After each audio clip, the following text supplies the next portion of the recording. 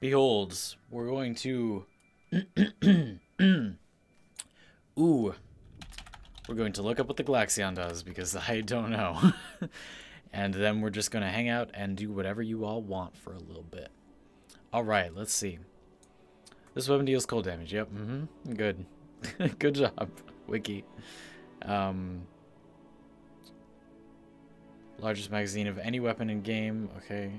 No, that doesn't matter because it burns the ammunition really fast. Status chance. Okay, but does it freeze things?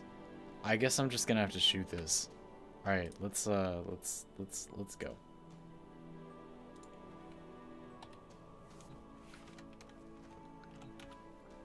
Let's just shoot it at something and see how it feels.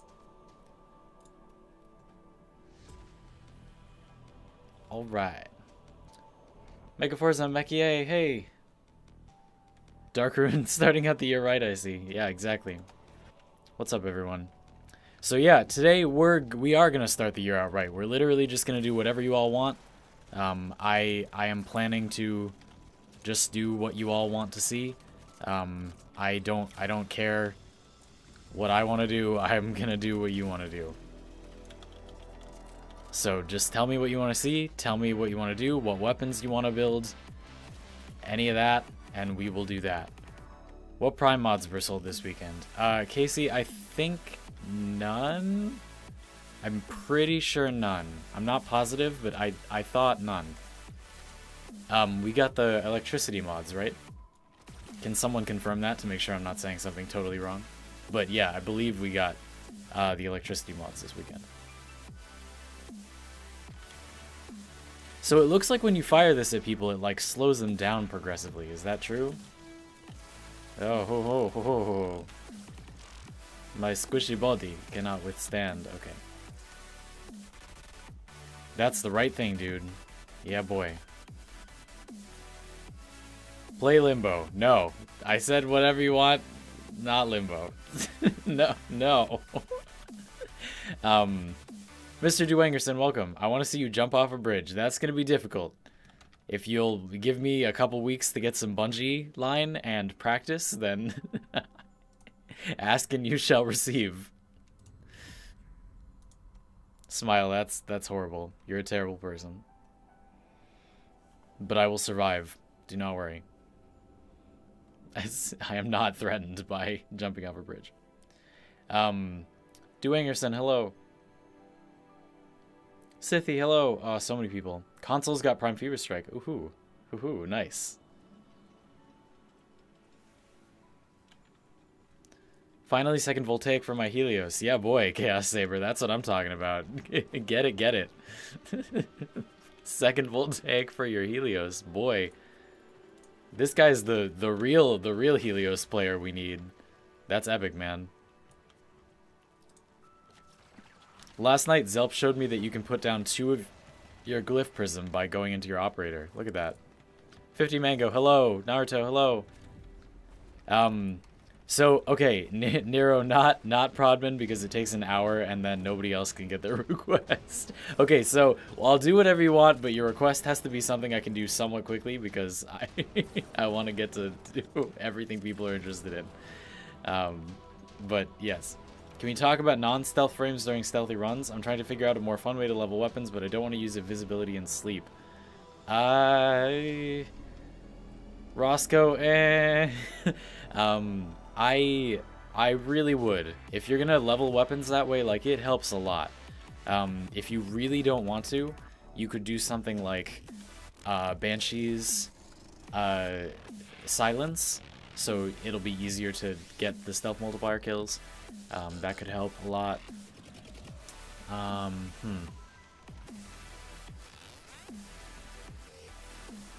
Someone said play Ash with a crazy build. You should look at my Ash framework. It's pretty good. The thumbnail's bad. I gotta make a new thumbnail for it, but the build is fun. You should check that out. Go look at my Ash framework. Show your index build. I don't really have one. IP, I have not done the same thing almost any of the times I've done the index. So, I don't really have like an index build. You know, just use things that can do a lot of damage. Make sure they're optimized against armor. Everything should be, but just make sure.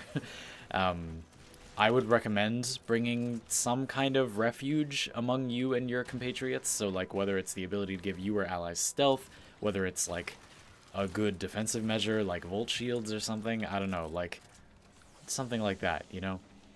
I would recommend that you have that so that you can, like, chill and take a breather. And then take control of the energy orb thing, and then you should be good to go. Any thoughts on how to make bodies disappear faster?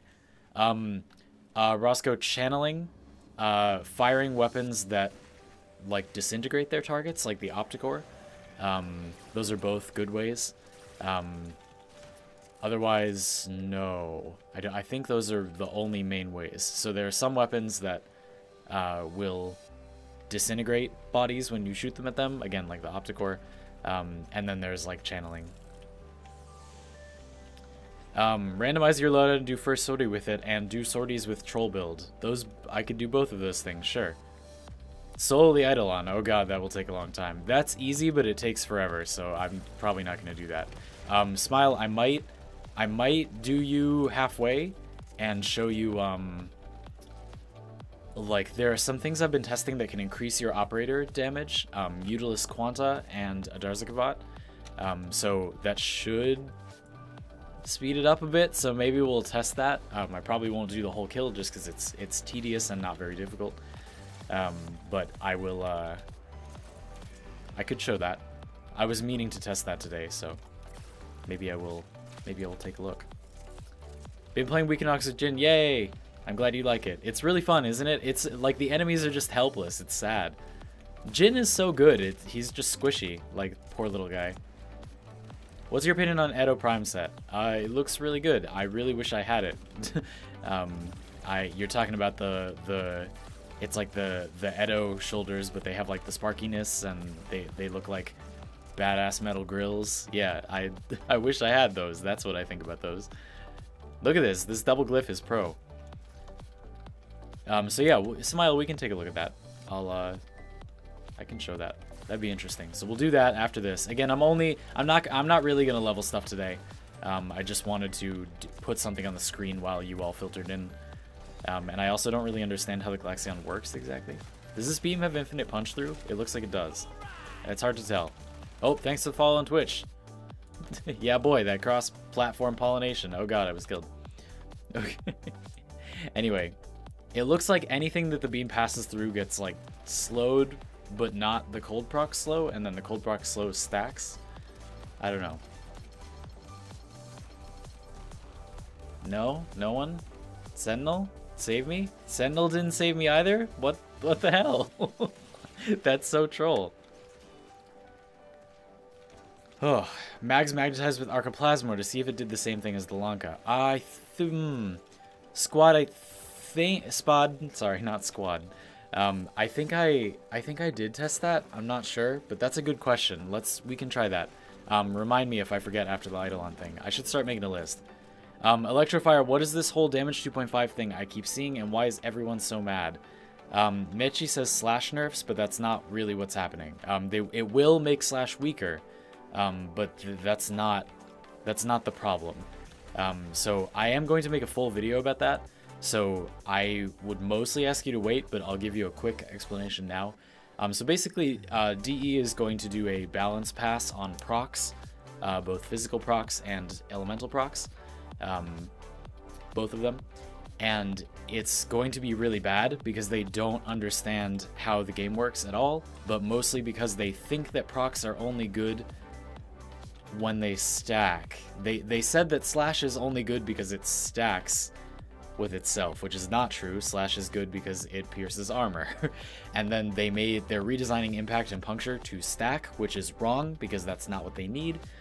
Impact will now scale up to a ragdoll, which is awful, and puncture will scale up to more damage reduction, but it starts lower, which is terrible. Yeah, so that's yeah.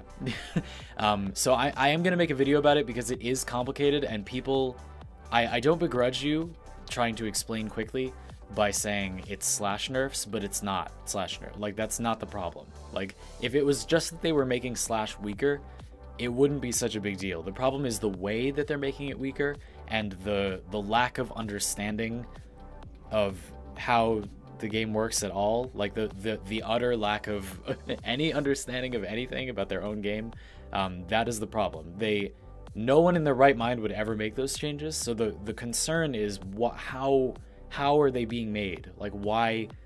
I am gonna make a whole video about this. I actually have a lot of it done already. I'll probably make it tomorrow. I'm hoping you're gonna get a framework, and then maybe Friday I'll make it. I think it's pretty important, and they're gonna do it pretty soon after they get back from vacation. So yeah, maybe Friday. I'll talk about that. Someone asked for an Opticore build. This is my Opticore build. These mods are core. You cannot take these mods off without a gigantic loss in damage. And then your remaining 2 slots, you could do 2 elements, but it fires really slow. It'll do a lot of damage, but it fires really slow. I think speed trigger is good. I think that's enough.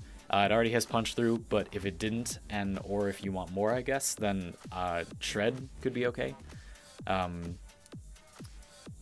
And then Prime Cryo rounds, only because this is the most individual damage from one elemental mod. If you go for 2, you could do like gas could be good, viral could be good. Corrosive is good, but you're only gonna get up to 1 proc, you know, like maybe more, but probably not. So I recommend Prime Cryo rounds if you have it.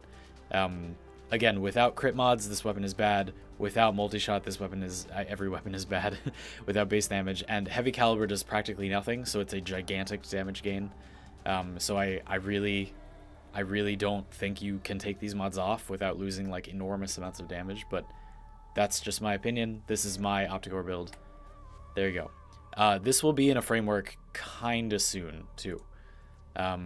Okay, Eidolon, and then somebody asked about Archiplasmor. That's easier to do quickly. Let me do the Archiplasmor thing really quick. What Archiplasmor build do we have? Sure. It shouldn't really matter, right? Like what build we have. As long as it has infinite enemy punch through, so. Anyway. I made my first polearm, which is the Guan Dao or whatever it's called. What is your build for that polearm? Okay, so oh god, this is the experimental mag fashion. We gotta switch off. Oh god, my eyes. We janked it up, folks. Okay, there we go. That's a little bit. Ooh, that's a little bit. Ooh, my eyes have been healed. Ooh, baby. Oh man, we got some fashion frame like spring cleaning to do soon. Do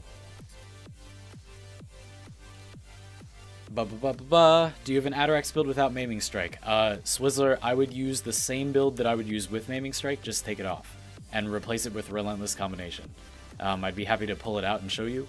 But Maiming Strike doesn't enable the Atarax. You need to draw a distinction between like weapons that are relying only on Maiming Strike for their crit, and weapons that simply get a boost from it. The Atarax is in the latter category. It does not need to have Maiming Strike, so you can just take it off and it's still incredibly good. Let's pull it out. I do have a whole video on the Atarax, so you should go watch that, but I'll be happy to show you it now really quick. So this is my build with Maiming Strike. Again, in the video that I made about this, I talked about it a little bit, but removing any of these mods is then a monumental damage loss. Actually, surprisingly, except for Maiming Strike. If you put on Relentless Combination, for a while, the damage is about the same because the combo counter goes up so much faster. But it will eventually just fall off. It will eventually, you will be getting a lot more combo counter, but that won't be upping your crit chance that much, and you'll stay at like a 3x multiplier for a long time. And if you had been at that 3x multiplier with Maiming Strike, you'd be doing a lot more damage. So for the first like minute that you attack with it, Relentless Combination does a good job of keeping it up, right? So that's what you should do. Do that. That's what I recommend. Pure Slash makes this weapon really good. Elements are good. You should not normally build weapons without elements, but on this weapon, you really want only slash procs, so this is good. what's your Twitch account? It's in the description. Just scroll right down below this video, and there's my Twitch account. Guan Dao. So, Guan Dao person. Here's the shtick on the Guan Dao. Not this. Not this, not this. Okay. So the Guan Dao has 24% crit chance and 2.2 multiplier. That's great. But it has terrible status. And without status of some kind, you're not going to be able to kill enemies with armor, like ever. And it's mostly slash, and that's bad against armor unless you get procs, so you need procs. So I highly recommend that you run Twirling Spire, because the forward combo, and some of the other combos, but I forget where, guarantee slash procs, which will allow you to pierce armor and do good damage, even though you don't have any status chance.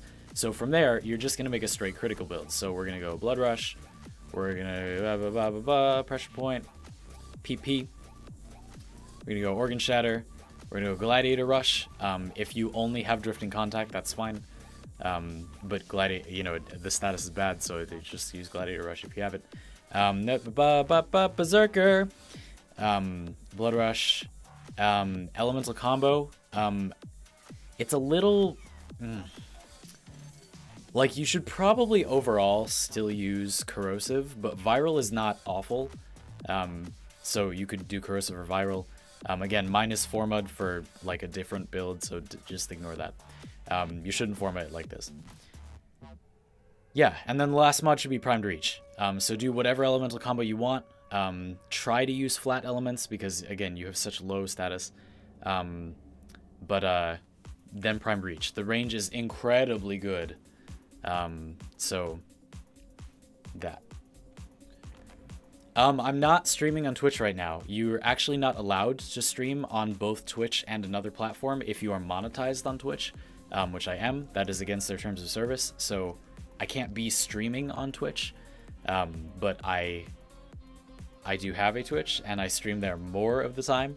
I stream there on Mondays, Thursdays, and Saturdays at around this time, so come see me there. That would be great. I would love that.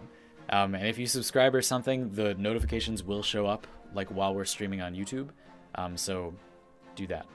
Let me go. Let me start writing a list, because people are asking a lot of things, and that's what I wanted you all to do. Let me just... Okay.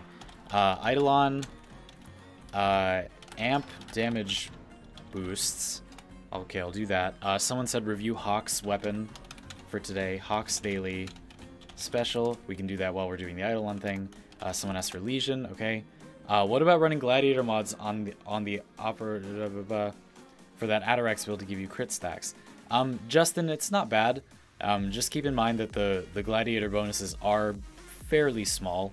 I definitely wouldn't run any Gladiator mods on the Atarax, personally, but putting some on your Warframe will be a fairly large gain, so yeah, I mean, do it if you can. Hen O'Clock, thanks for the follow on Twitch. I really appreciate the cross-platform support, my dude. Okay, let's just make sure we have a decent... This is my taken apart Gladiator mag. It can't be Gladiator anymore, because now we have the sets. Corebreaker, hello, welcome. Dargren Hunter, nice name.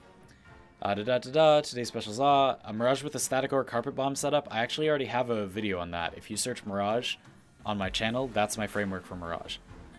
Don't buy Zaws for plat. Use the ones from Zandy's video on Zaws. Yes, but if you were gonna buy a melee weapon for plat, the Zaws, it's not that much platinum for, like, a very good weapon if you buy one that's good. I did buy one Zaw for platinum, and, like, for how much I paid, like, I paid 90 platinum for this. Like, this is a pretty good melee weapon for 90 platinum. Like, overall, I think you should just build them, but, like, I'm not gonna lie, this is a pretty good deal for that much money. So, yeah, and it also has this experimental handle. You know, the Zaws for the past couple days have been having handles they haven't put in the game yet. You know. Is Sonicor worth formatting? I don't really recommend that, because it's so powerful without the forma. But if you want to fully kit it out, I'll show you what's on mine. Because I like it so much that I just wanted to max it out. Where? Oh, okay. Because I have the skin on mine, I was like, where's this? What's that? You want to build Blast. It does actually have hidden status chance that's not very low, and if you have Blast, then enemies will fly to space every time you shoot them. So make this build. Do this exact thing, and you will be very happy. Quick Draw, if you want to put more forma in, Quick Draw can be stunning speed. What's the perfect Rhino build? Still don't know. Kareem, search Rhino on my channel, and I have my most recent Rhino video is a very, very, very good Rhino build. Your iron skin will be like undamaged except by the gods, and you will never die ever as long as you set it up properly. It is really fun. It's got really good flow between all the weapons in the loadout, and I think you will have a good time using it. It makes you feel like a badass Dark Souls knight, and it's really, really hard to kill, and that's Rhino. So yes, go do that. Go watch that. Long story short, Ironclad Charge and Iron Shrapnel. So anyway, okay, Sonic Core. Endura build. Sure, we can look at that. Hold on. Let me test the Archoplasmor thing. Oh yeah, and then somebody said randomized sorties. Or like derp build sorties, troll build sorties. Okay. So, what do I think about Excalibur?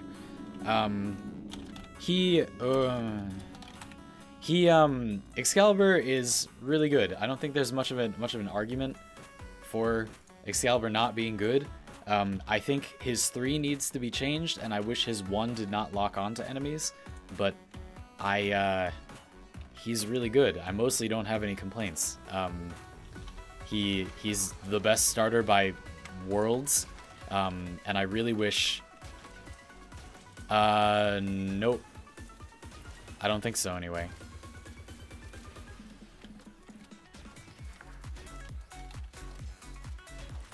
Nope. I don't think it works.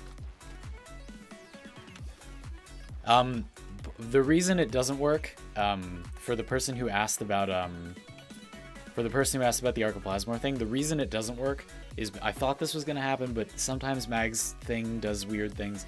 The Archoplasmor pulse fires for a definite, like, period of time, and then based on its velocity, it, like, will go a certain distance based on that time.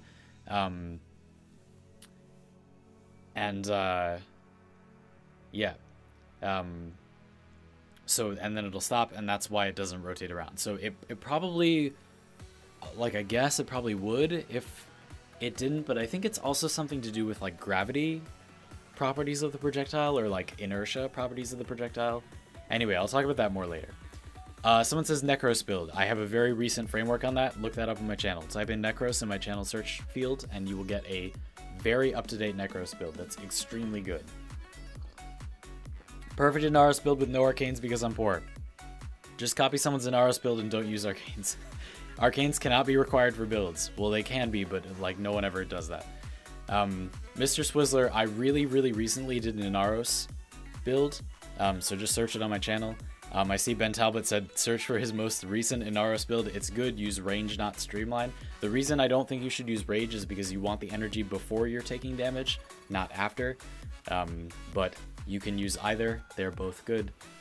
I still think streamline is better the way that I use it, but I understand the argument for not. What are you doing with Mag Gladiator? Somebody asked if Archoplasmor will rotate inside of her bubble, and it doesn't, but I wanted to test it. Can Mag magnetize Excal's Exalted Blade? I don't think so. 100 Adrenaline's better than Rate. Yeah, we all know, though. Orlando, welcome back. Favorite frame. I don't really have favorites, but I really like Hydroid and Nezha.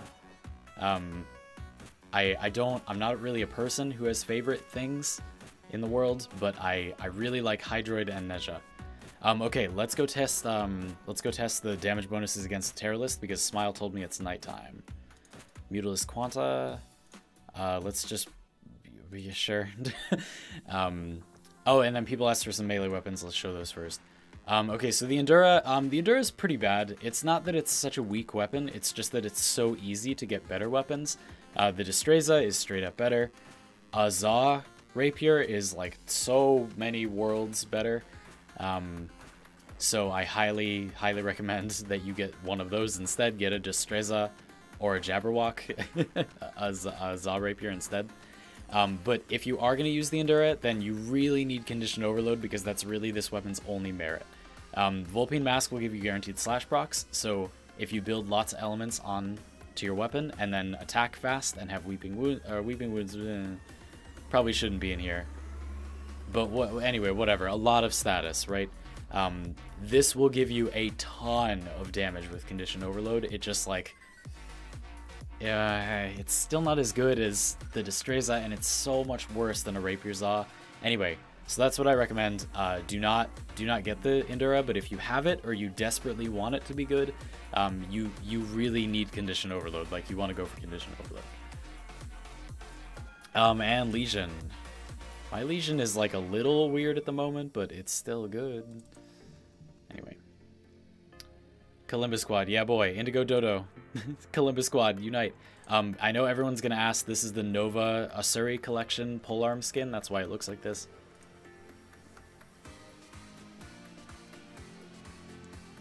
Three top advice for a newbie. Look everything up on the wiki. Every time you get exposed to any new thing, look it up on the wiki. Every time you want or get a Warframe or weapon, always immediately look it up on the wiki. Especially Warframe abilities, because it doesn't really say what they scale on. It often omits information, very important information, oftentimes the most information. So that's the first thing. That's the biggest thing. Don't focus too much on Planes of Eidolon as a new player. Do it a bit. Don't do it a lot. Go through the star chart.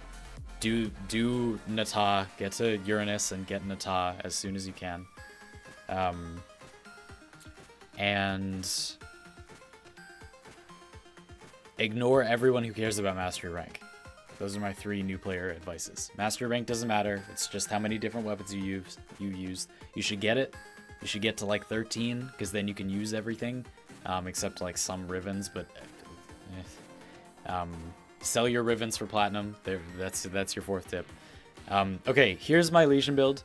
The reason it's this particular way is because with just cold, when this weapon procs, when this weapon gets a status effect, it gets a buff that increases attack speed and adds toxin. So you're going to end up with viral pretty quickly. But by having just cold, you not only save mod space, you also don't overly bias your damage toward viral. You don't want too much viral. You want mostly slash and a little viral. But you also get a small but relevant chance to get a cold proc before you get viral, which will give you potential more conditions for statuses for Condition Overload, and that will make you do way more damage.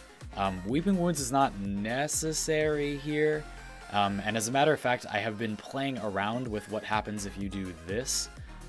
Your status will still hit 100% by 2.5 multiplier, which is 40 hits. That's not that many. And your damage might be better balanced. You have a higher chance of getting the cold proc, but then when you get the toxin, I think you have too much viral by a little bit. Yeah. So maybe this. I think I'm gonna, for now, I think I'm gonna recommend this, but I have been playing with both. Twirling Spire is a large gain because it has 4 slash procs, which lets you swing and get multiple slash procs with a single swing. Prime Reach is a gigantic gain. Healing Return gives you a lot of health back. This weapon is pretty fast with Prime Fury, so there you go. That's what I recommend. There are other ways you can build this. Building this weapon for corrosive or gas is also very, very powerful. So don't think this is like the only good build. That's not a thing in this game. They're not like the one true build. I mean, usually it's not. Okay, let me go back up.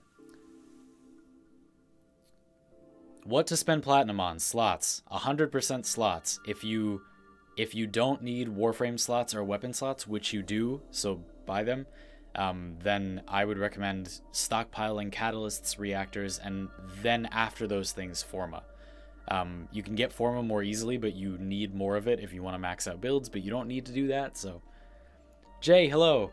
Yeah, somebody asked about Limbo builds. I'm not an authority, but Jay is. What do you think needs a nerf or a buff? Vacuum. They need to make everything have vacuum. That's what needs to happen. Super Formad Baza or Hushed Soma Prime. Definitely, if you care about it being silent, you should use Baza. Sacrificing a mod slot for Hush is a gigantic loss in damage that is not worth it. If you want the weapon to be silent, then definitely use Baza. A lot of people say they like that on Ivara. Personally, I don't think it matters because Artemis Bow is a thing, but if you like that, then that's what I recommend. So who are we gonna, Volto. It will be Volto. My Volto. Sure. Okay. Alright. Let me, let me get out there before it's not nighttime anymore. I'm still scrolling down. How did you learn to optimize each frame? Just lots of trial and error, or is there a good process to go about? Henry, the most important thing is to have a goal.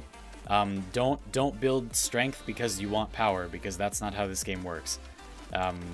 You should read what all of the abilities do, like go on the wiki and read in depth what every stat does for every ability, exactly what it does, and see if there are any hidden things to find out, first of all, and then find out what the hell. Okay, I'm just gonna leave that here for a sec. We'll talk about that in a minute. What the fuck? Okay, whoever suggested this, A+, good work. Excellent work, my friend. And then just get a goal. Like, have a goal. Don't be cute. Make sure that you compare to what other builds can do. Think about what the best way to make them survivable is. Think about whether you care about being survivable. Maybe you always play in a group and you don't care if you're squishy. Maybe you always have friends with you, so one of you can be really tanky and one of you can be really squishy, and maybe that's okay, or maybe not. Maybe, like me, you usually just throw your builds at a random situation, so they have to be, like, survivable and solid and well-rounded, etc. Think about that stuff, and make things based on that. That's important. Most augments are either terrible or amazing, so use them. Consider using them, the good ones. A lot of builds, I really do think like an augment is, at least one of their augments is core, but there are also a lot of other augments that are offensively terrible.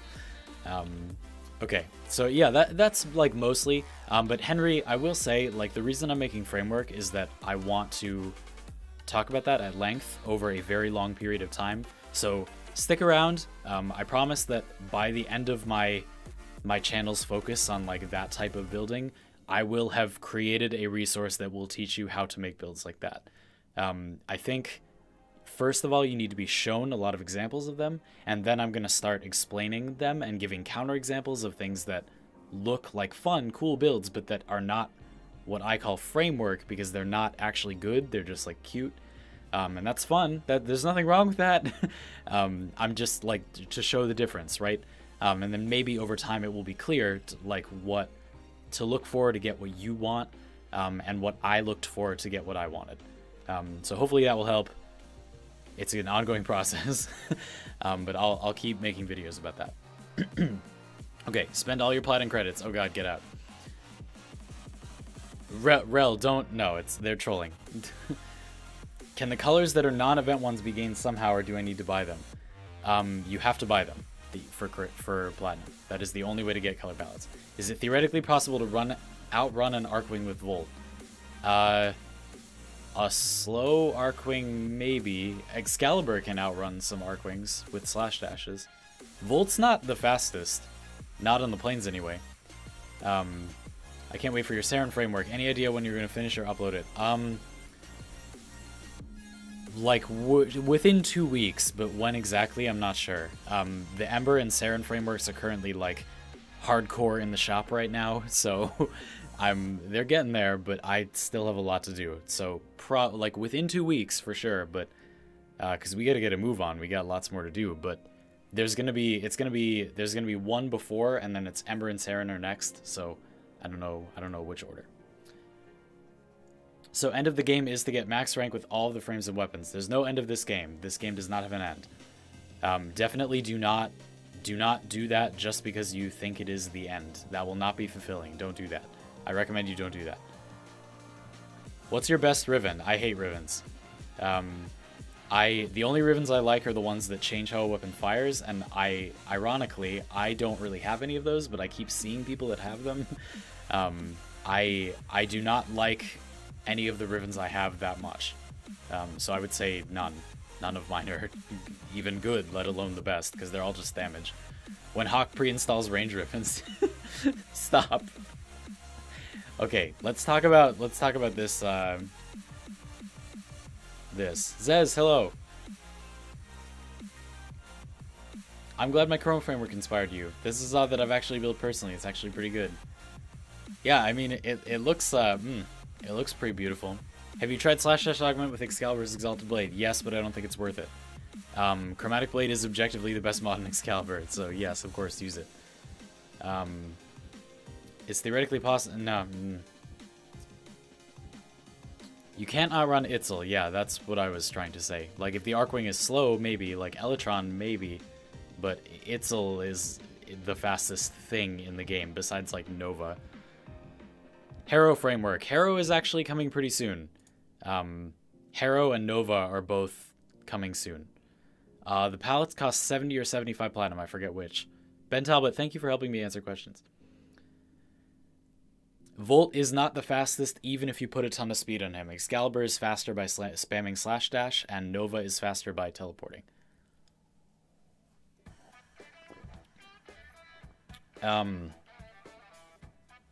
50. My son was just playing and sitting on my lap, and he thinks that you, Zandy, are in fact me. What in the world? That's amazing. Anyway, okay, so this. So I look at this. Look at this. I have to say, if it was like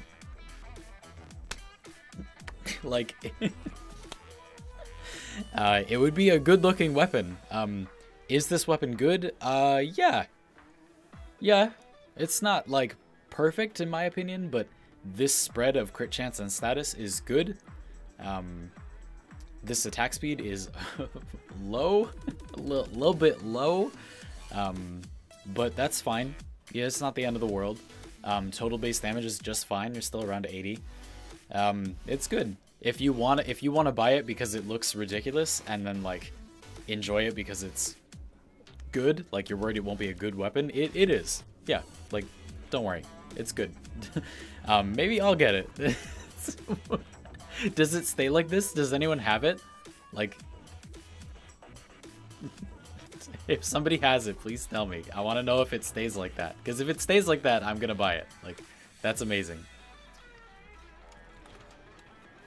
Am I the only one who would like to see more augments for new frames? No, definitely not. I would too. I would really like that too. I think they should come out with augments. Like, the frames should release with augments. Like, with them. They shouldn't release frames without augments. I mean, it's not the end of the world, but like that's what I would like. What's your go-to spy frame?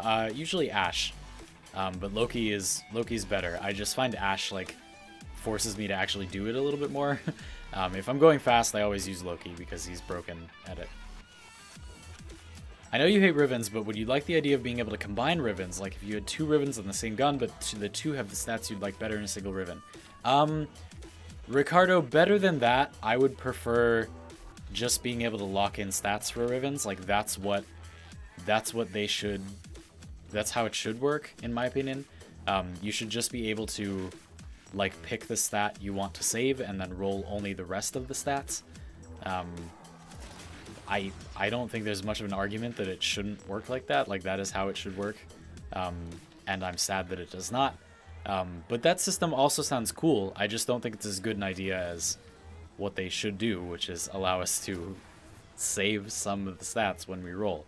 Because then you can work toward, like, I could work toward my special, you know, weird modifying the way the weapon fires Rivens. Like, I can't do that now because I can't pick what I want. You know, I just get anything. And even if I get a roll that's kind of good, I might spend all my Kuva getting nothing better. Because I can't save anything. Anyway. Eidolon, where are you, my child? Octavia is good at spy, that's true. But Loki is even more broken because you can teleport through like laser barriers and stuff. Like, Loki's the best. How did you get your platinum? This time it was from Prime Access. I had some viewers who very generously donated money so that I could get Prime access, because they wanted to see me talk about the stuff, so I did, and I really appreciate that. But I buy not that many of the Prime accesses. I usually buy like less than half of them, and I usually don't buy the biggest pack. But Prime access is a very efficient way to get platinum for money, so if you want to buy platinum, you should definitely buy Prime access and not like normal platinum. Okay, here he is. All right, so I was told that the Mutalisk Quanta orbs will boost the damage of my amp. Let's find out if that's true. Ha, ha ha, we're a little, ha hoo hoo hoo ha ha, hoo hoo ha. Okay, let me, let's My depth perception is totally ruined by the orbs. Okay, hold on. Here, this time for real. Oh, is it going away? What in the world? Oh, it's going away. No! No! No, why, you troll? What a troll.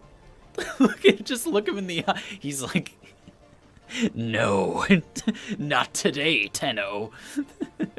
No! No! That's so sad. Fashion Frame is the only endgame. Do you do all your own builds, or have you been inspired by others for some? I do. So when I make my builds, I do often look at like other people's builds, but I usually don't. I either usually like don't like them at all, or I want to make a like what I would say a better version or a more synergistic version of them. So for example, the Equinox video, that is very loosely based on a video that Rob from A Gay Guy Plays made. That is the same idea. If you look up Peaceful Provocation Equinox on his channel, that was the starting point for my build. But when I was looking at his build, I thought there was stuff that was wrong about it. I thought the weapon choice, he didn't do weapon choices with it. People don't do that.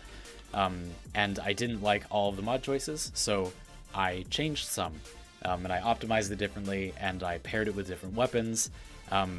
Some of my other builds are basically the same as the normal accepted build for that Warframe, just with improvements, or like what I see as optimizations. And then most of the point of the build is the weapons I paired it with. And then there are other of my builds that are totally different than what most people do. And the build is not something you would find anywhere. Things like the, what's a good example of that?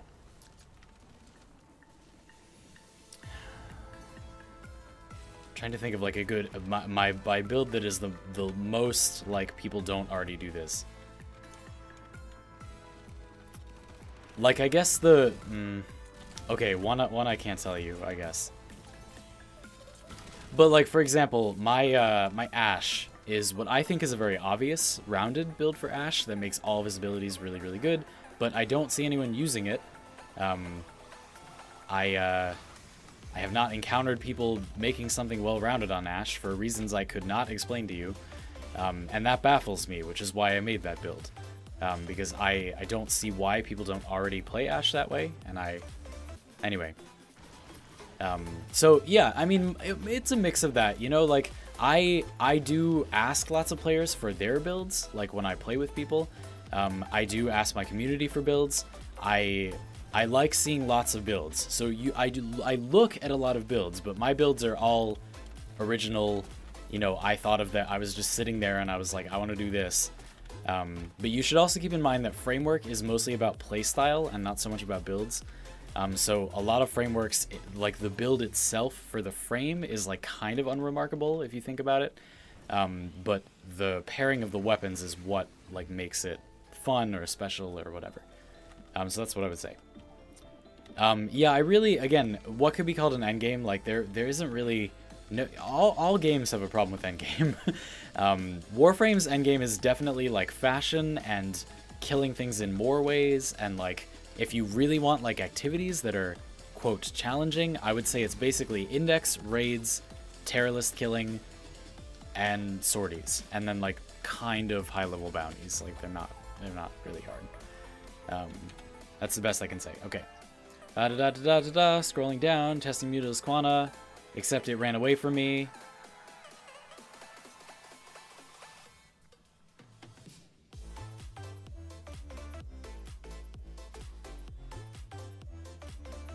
Ho ho, Jay, that's smart. Since you always have your pistol out while carrying your shield, I had the idea of firing Mutila's bubbles before picking up the shield to stack your crit buffs, and the shield instant weapon swap. Okay, let's try that. It's not instant though. You see, you do actually have to put them away. Oh, that makes me so salty.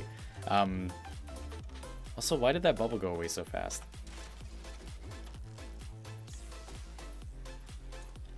You see that bubble over there? When I made the bubble, it like instantly disappeared. What in the world? Anyway. Yes. Oh my god, someone's finally singing it. Oh, I got a super chat. Hold on, I gotta scroll down. Great job on the Rainbow Road Chroma build. Want to do it, but I'm worried he might get primed, so I'm gonna wait before I form him. That makes sense to me. Eberthil, thank you for the $5. I really appreciate the support. One of the reasons that I don't stream as much on YouTube is that I do have to pay the bills. I know it sucks to say that, but I do need to make money to do this, to keep doing it as much as I do. And when people do support me like that on YouTube when I stream, it helps a lot, so I really appreciate it. I think that Chroma is not going to get... He probably will get primed this year. I think he is up in the order. But he... Like, it's not gonna be that soon, you know? So it kind of depends how much you're gonna play, because you probably have a good 6 months, like at least, before he gets primed. So I don't know, just keep that in mind. But mostly I agree. So is Volt good now? He's been good, but if he's not really different. So if you didn't like him before, you're not gonna like him now. I agree.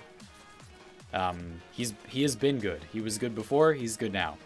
Just his 2 and his 3 were already a good Warframe, and his 1 is, like, fine. His 4 is now a good ability, and I have to rebuild him to, like, respect his 4, because it's actually good now. Yeah. Did you buy Pedestal Prime from Barrow? Last time, but not this time. Chroma will probably be Prime this year, but, yeah.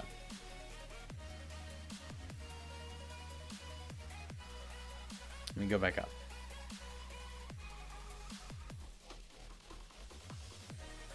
Do you think Total Eclipse Mirage could be useful for Eidolon hunting? Meichi, you should watch my, sorry, I know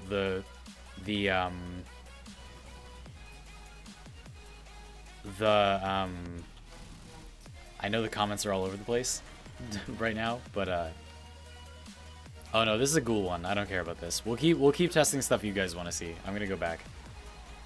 Jerry, hello. Meichi, you should watch my Mirage framework, because I actually talk a bit about doing what you're suggesting, using Total Eclipse to kill Eidolons, and the problem is there's not enough good light sources. Like, you're not likely to be near a light source. If you were, then she would be really pretty powerful. Yeah. For anyone that wants to know the Prime order, it's like a 95% chance that the exact order for this year is, yeah, Limbo, Chroma, Mesa. Yep. That's what it should be. We're pretty likely to get Zephyr soon, too, right? There will be 2 male primes this year. It goes male, male, female, female. Male, male, female, female. So it's going to be Limbo and Chroma. Volt has been changed, yes. It used to be that Volt's 4 would stun enemies only till they'd taken like a certain amount of damage, and then they'd get unstunned. But now that's not true. So his 4 is now really good crowd control, because you can control how long it stuns them for, which is greato.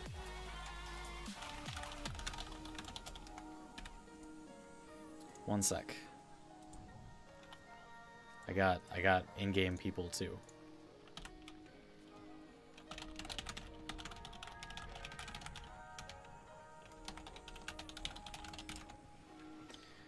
Okay.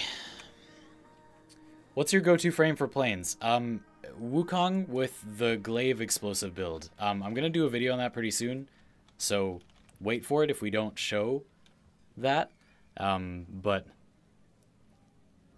that. Nova is also really good. Yeah. Yeah, Zephyr, Limbo, Chroma, Mesa, right? Because we already got Mirage. What else did I miss? Okay, nothing. Good. Okay, the randomized sorties, dirt build sorties. Okay, I guess we're gonna do that. Let's do that. Nezha should get a Tron skin. I feel like Nezha already is just like the Tron frame. You know, as much as we have one. Okay, so we'll have to go back for, we're gonna have to go back for that.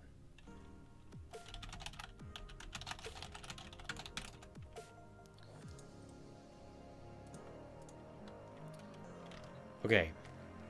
So, somebody said randomizer sorties, so let's do that. That sounds fun.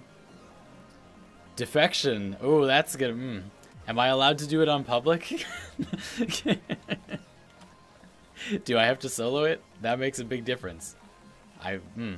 Ooh. Ooh, baby. Am I allowed to do it on public? What do y'all think?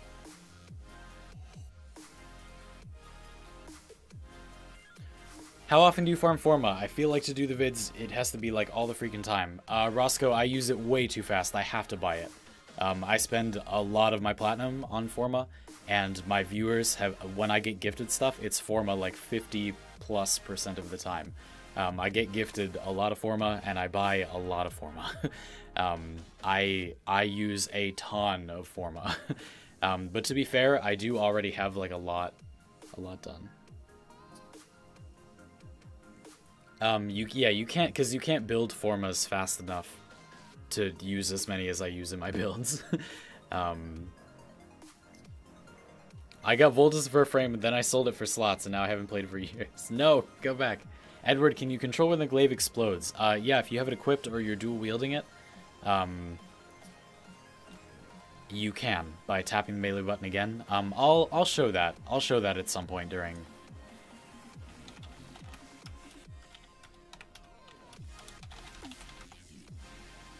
Have any weird limbo builds? My dude Jayzilla does. Ask him. I'm not a limbo expert. I do have a limbo video that has some builds that are alright, but to use a different build for Plains Nova or just the same as your Nova framework. I don't have a Nova framework. Daft Cupcake, the Nova video that exists on my channel is not properly a framework. It's really just like, this is how to play normal Nova.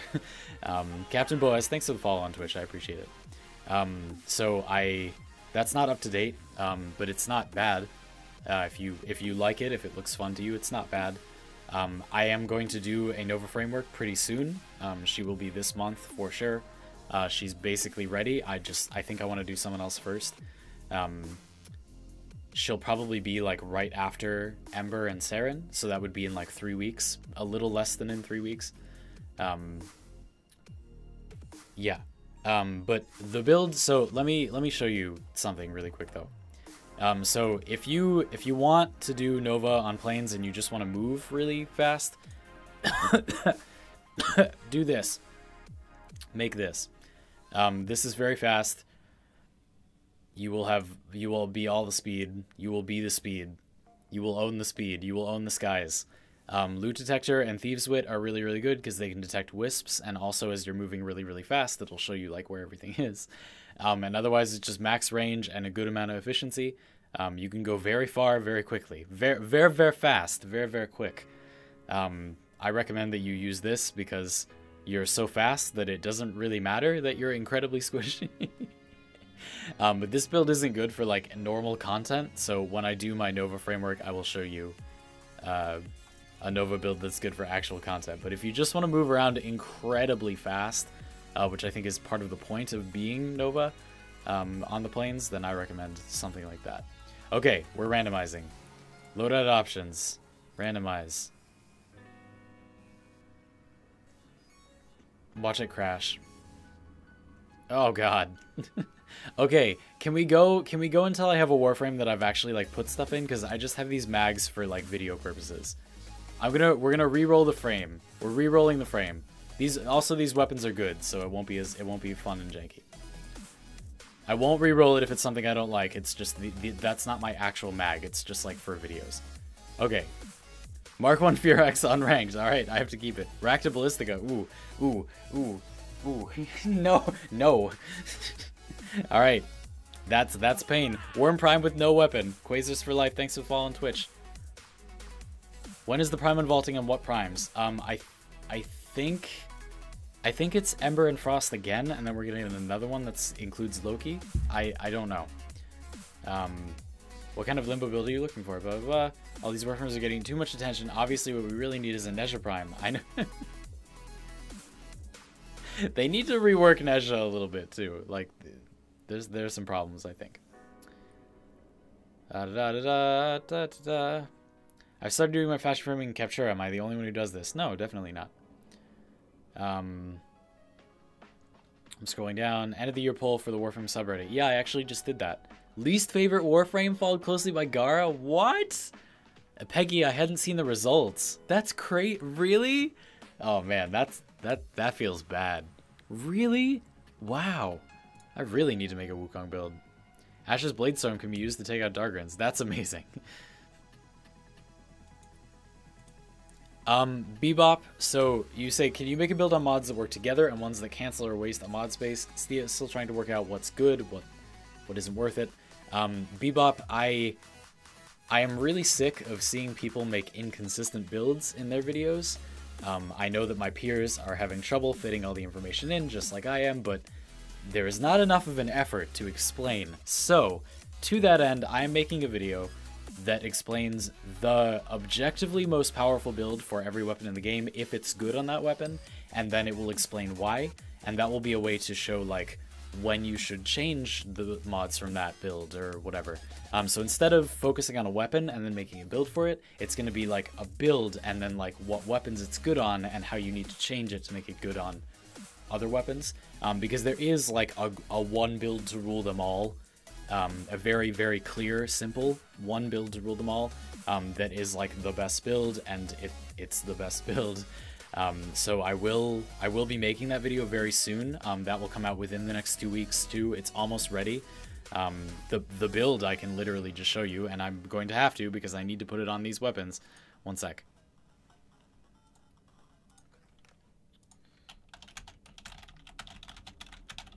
Okay. So let's go. Let's show that.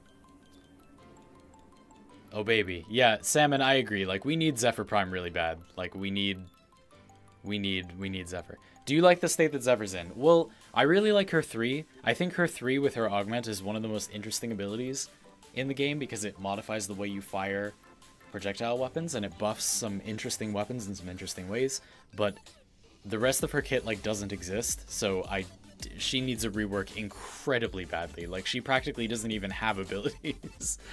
You know, the way you play Zephyr that's effective is effective, but it amounts to just like she has a very powerful passive that is her wind that blocks bullets and accelerates her projectiles, like, and she has no abilities worth using. Her 1 can make her go sort of fast. Her 2 with Dive Bomb Vortex can be a little alright sometimes, and her 4, like, Panic Tornadoes can be okay. Mostly she's terrible. Alright, let's do a sortie. Alright, listen, I'm doing it on public so it doesn't take like hours, alright? I'm sorry. It's gonna take like years. Let me zero out the fashion on these so they're not hideous.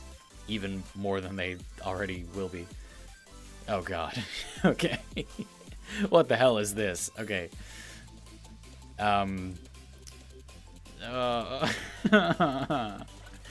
Okay, let's just... okay, I mean, status is gonna happen. Racta Ballistica. Why do you exist? Please. Not like this, Racta Ballistica. You know what? Forget corrosive. No, we have to use corrosive. Okay. That's what we're putting on that. And then with this we have the legitness build. Watch them rework Zephyr and make her worse. That's literally not possible. She has like 0 abilities. She does not have abilities. They cannot make her worse.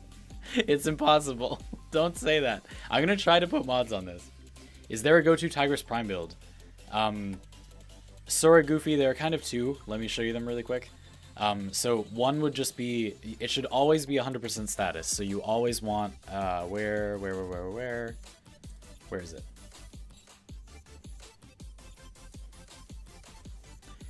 So this is my build. We'll talk about that in a sec. No, hold on. No, still no. There we go. So this mod slot is kind of open. This build is like a general shell. You definitely want these 7 mods, and then what this mod is will depend on your preferences. Personally, I think Vicious Spread is good. It's not great, but it's good. I think it's kind of interesting to try Chilling Reload, but your results may vary. You can kind of put whatever you want here, but this is 100% status before multi-shot, and then this is a ton of multi-shot, and this is damage. This will annihilate people. This will kill actual people very hard. If you have Sweeping Serration, this is pretty much the best mod here, if you have it, but a lot of people don't have it, and if you don't have it, then I guess you're not going to use it there. Seeking Fury is good. There's lots of stuff you can put there. My build that I prefer is this. This is very similar, but instead of having Vigilante Armaments and Sweeping Serration, we have Burden Magazine at rank 1 and Ammo Stock at rank 5. This gives you double the amount of rounds in your magazine, but only a 0.1 second longer reload. And if you use a rapid left-click macro or bind your fire button to the scroll wheel, then you can fire all 4 shots in one burst. You don't have to go like ba-boom, ba-boom. You can go ba-ba-ba-boom. And that is absurd burst damage, and it does outdamage this build by a lot. But you have to like kind of cheat by glitching out the way the weapon fires. You know, so, you know, it's up to you, right? I prefer this build a lot. One reason this build is really fun is because you can divide your damage up into 4 shots instead of just 2 with a build like this. And that lets you kill fodder enemies better. Is there a difference in placing mods and setup? Yes, it will determine how your elements combine. So like this combines with the next one, and then that's already combined, so this will combine with the next one. So if I put this here, we have different elements. See how the elements change? So like if you move them around, you get different elements. So mods should be placed in the right... It does matter where the mods are placed because it changes what elements you get. Mods combine in the order from left to right, top to bottom that you put them. So put them in that order to get the elements you want. This has viral and radiation, but if I do this, then suddenly it has gas and magnetic, and if I do this, then suddenly it has blast and corrosive. So it does matter what order the mods are placed in. But it doesn't change the status chance, it just like, it makes them be different. Okay, so we rolled Opticore, we're gonna do our random sortie. Wowrude, hello, welcome. We're here. Okay. Good. All right, let's go. I'm gonna try and put something on these, but I probably won't use them that much. Oh, you know what we could do? Because my Wukong build has the slam radius thing. Okay, let's do 10% status. It might still work. Okay, we're gonna do. Oh, this is gonna be bad. Okay, let's try it. We're gonna make a gas slam build. Oh god, there's like no space. Okay, well, close enough. Okay, good. Maybe that'll work. Does it matter for the multi-shot? No, it only matters for elements. And, I mean, and obviously for polarities, too. Okay, Wukong has the slam build, okay. Okay, alright. Friggin' Worm Prime with no gun.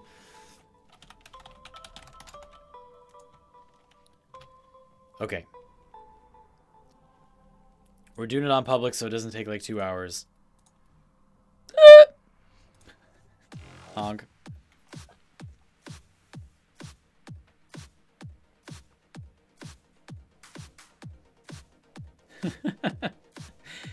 Salmon, it would be funny, and Ben and Salmon, you were talking about the Zephyr rework before. It'd be funny if they just took off her other abilities. They were like, these are bad, we'll just remove them.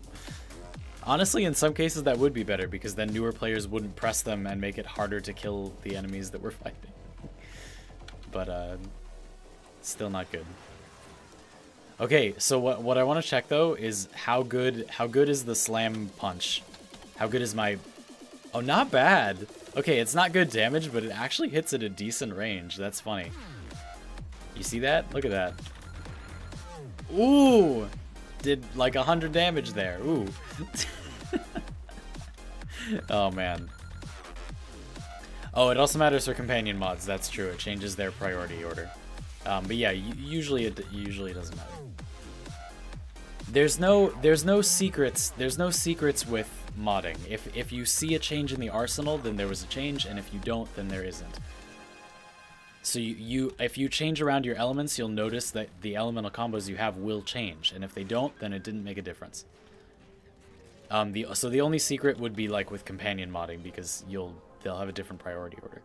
Isn't Zephyr's 3 good? Zephyr's 3 is very good, but it's her only ability. Zephyr's 3 is phenomenal, and her other abilities do nothing.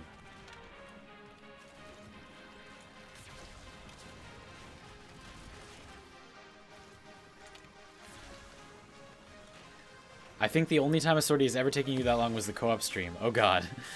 Let's not go back to that time. Oh, Jay, that was so long. That's, memories. Tokipi, I'll see you later. Hey, Zangboy, are you still here? I saw you earlier. I wanted to talk to you. I was curious.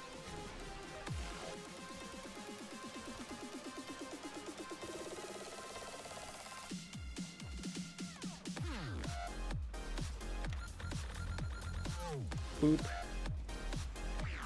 Let's power this guy up. Get ready to escort some nerds.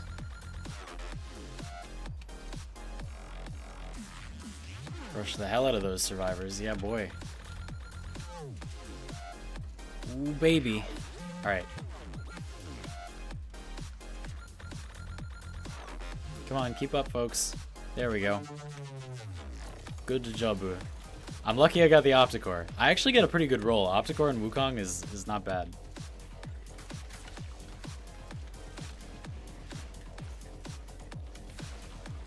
Zephyr's 1 is useful as an infinite bullet trump. Yeah, like, Jay, yeah, you know, like, and they probably will combine her 1 and her 2 into the same ability. Like, they were being lazy when they didn't do that.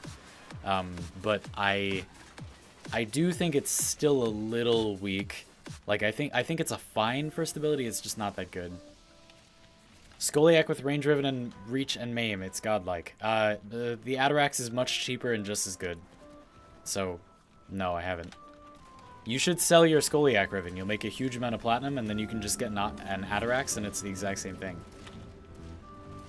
Obviously, Skoliak with a range riven is more range, but you don't need more range.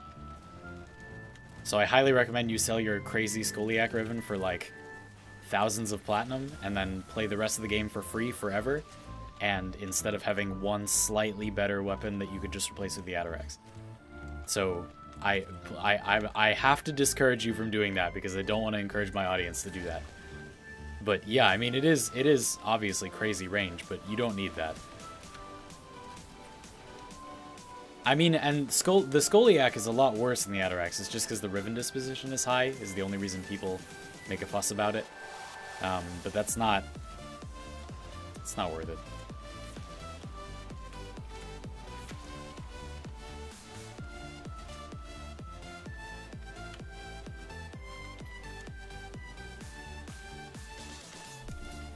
Well, right, we're all aware that it's better than the Atarax with a Riven, but then you have to get the Riven, and you have to not earn thousands of platinum by selling the Riven. And the weapon you have is better than the Atarax, but mostly in terms of its range. And that's not... It doesn't really matter. You should still sell it. You should sell the Riven for a lot. Again, this goes back to the argument I always make when people talk about stuff like this. Like, there is such a thing as enough in this game. Like, if you were evaporating level 100 enemies, that is probably enough. And doing better than that is not meaningful. Especially if it's losing you thousands of platinum. Like, that's a bad decision. Like, you can do that if you want. If that's what you want, that's okay. But don't advise people to do that, because it's not a good choice. Then there's nothing, like, good or intelligent about the the design. It's just if that's what you enjoy, then of course enjoy it, but it's not like good advice or like a good thing to recommend to people.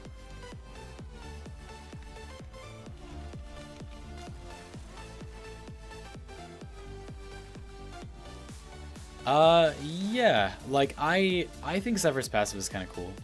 It's all right. What about Dragon Nikana versus Nikana Prime because of the Riven disposition? I just like, Rivens are so silly. Like both weapons will already kill any enemy you normally fight in the game very easily.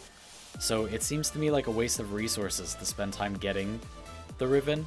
And it's like, okay, yes, if you get a good one, then Dragon Nikana will probably be better. But because they're close and it has a better Riven disposition, but like, you should never be relying on a Riven. Like, again, the only reason I like Rivens is when they change how a weapon fires, because they, it makes it be a different weapon. And like, that's fun to me, that's meaningful to me. But Dragon Nikana and Nikana Prime without a Riven will both easily kill anything you want to fight in the game, so why invest? Like, why invest further in them? It doesn't matter. Wouldn't you rather have that platinum so you can buy new frames that you're too lazy to farm, or that are really annoying to farm, like stuff like Harrow? Wouldn't you rather have that platinum for more slots so you can have more frames? You know, like, just sell the Rivens. Sell them. Anyway, but if you must not sell them, I know some of you don't want to sell them, some of you like them. If you're not going to sell them, then, you know, sure, Dragon Nikana is better if you have a good Riven. Oh no. My puppies that are carrying me are dying. I cannot allow this.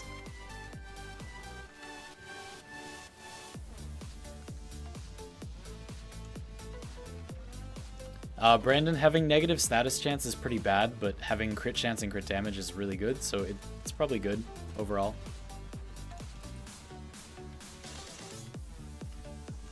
All weapons, like if you have a weapon that is not horrible at either of these things, you want crit and status on every weapon. So if something removes either of those things, that's not going to be good, but if it buffs up one of those things, it might end up being worth it.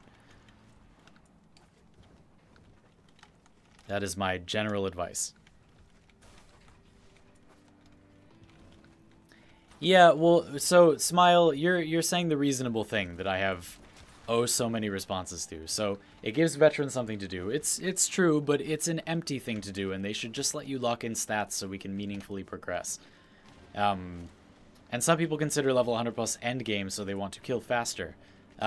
Yeah, but the thing about considering level 100 plus endgame is, like, again, if you enjoy that, then you should enjoy that.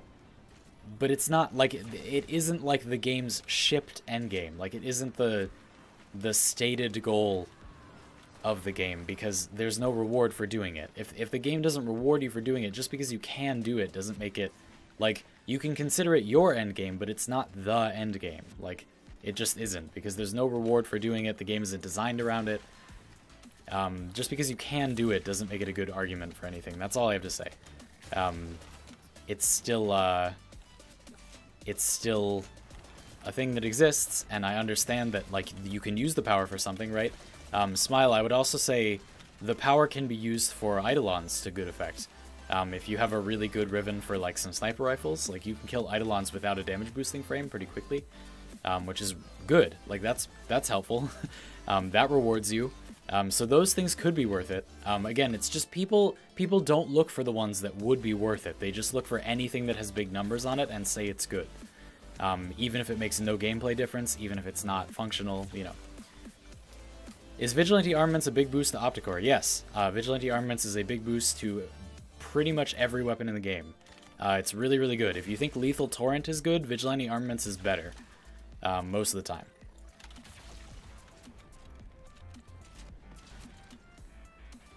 Ooh. Yay, we're done. Okay. We made it! Hold on, let me not die.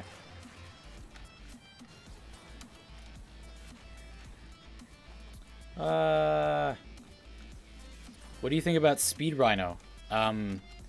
It's not that fast. I have tried it. It's been recommended to me a lot of times, and I have tried it, and that's not actually that fast. I know it seems fast, but you can go a lot faster than that.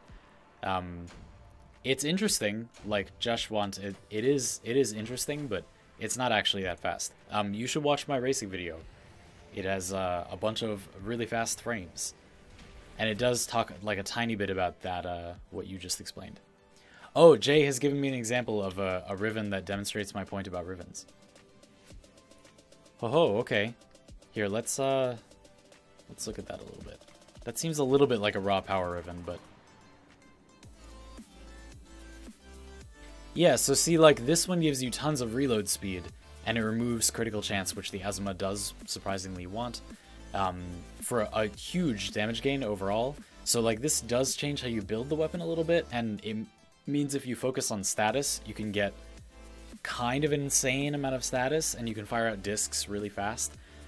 This is still a little in the area of, like, raw power, but it still kind of changes how you use the weapon. It's close enough.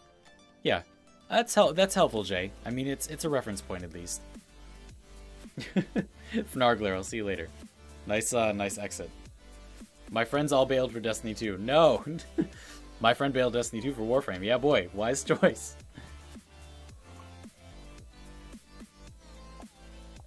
Oh. Oh, the water. Ooh. What if Conclave was true endgame all along? It is. That's true. Okay. We've reset a little bit. If people want to see other stuff, feel free to speak up. Someone says, what about with the helmet? I assume you're talking about the Rhino Vanguard helmet. And again, there are frames that are much faster. I know, we all know about it. It's not actually that fast. I'm sorry, it's just not actually that fast. I don't really know what else to tell you besides to watch the racing video, and you will see lots of really, really fast stuff. So if you want to see some insane speed, you should totally go check that out. I don't want to like my speed is better than your speed with your speed thing, but that's what I think about it. You didn't mention my optical ribbon I also talked about. Yeah, Jay, I'm sorry. There's so many people. Yeah, so I mean things like that. Like, so Jay was mentioning is an optical ribbon that lets you get 100% status chance. That could change how you build it. Like, it might be better to build gas to some degree, or like you could go radiation viral. That could be cool. Pretty much, you know, kind of any combination would be cool. Anyway, so it's stuff like that. But what I'm really talking about is like slowing down or speeding up flight speed, changing the range of weapons attacks, changing how far projectiles fire, range rivens for melee weapons that can change how weapons perform a lot. Things that give weapons like a tremendous amount of a stat that they lacked. I'm thinking of like some sniper rifles with a lot of reload, or certain weapons with like, a lot of multi-shot if they have some sort of effect with it. So for example, like the Tsar, if you put heavy caliber on it and then you have a ton of multi-shot, it's going to cover a significantly larger area overall. So then if you build blast, it will just like knock everything down, in a way larger area. Or like Kolstar with multi-shot, that changes it a lot. Stuff like that. Anyway. Yeah, Chunky Tofu, that's what we're doing here today. Feel free to ask away. Somebody said what element would you use on Opticor? I personally use Cold because I think this is the best damage overall. And it's just not... This weapon doesn't fire enough instances of damage to do good status, so Corrosive becomes a much smaller gain. And that means that having a ton of damage through one slot with primed cryo rounds can be better. This is also kind of nice because you have Puncture against normal armor, and you have Cold against alloy armor. Cold gets a small bonus against alloy armor. So you will still have a damage bonus against all armors.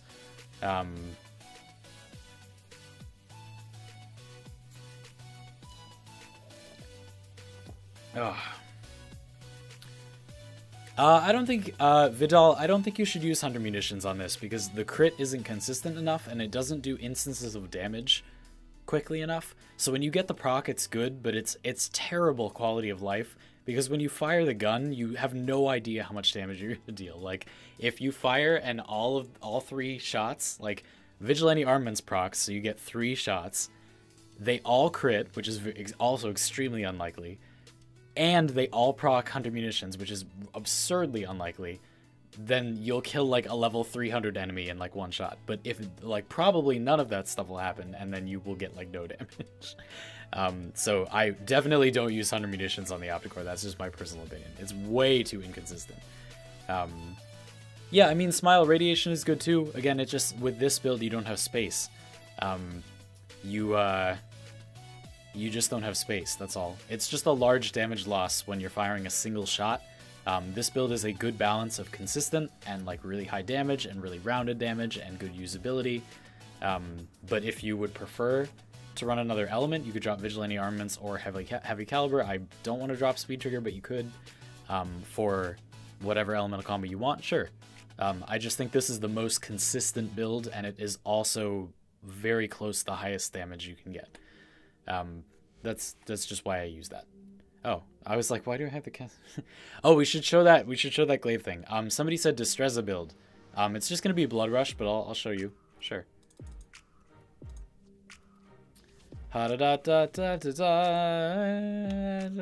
Preference. Yeah. Okay. So I haven't redone this since we got some new mods. So hold on. Pressure Point Organ Shatter Berserker. This weapon is so weird. This weapon is so bizarre. So truly bizarre. You should probably still use Condition Overload, sadly.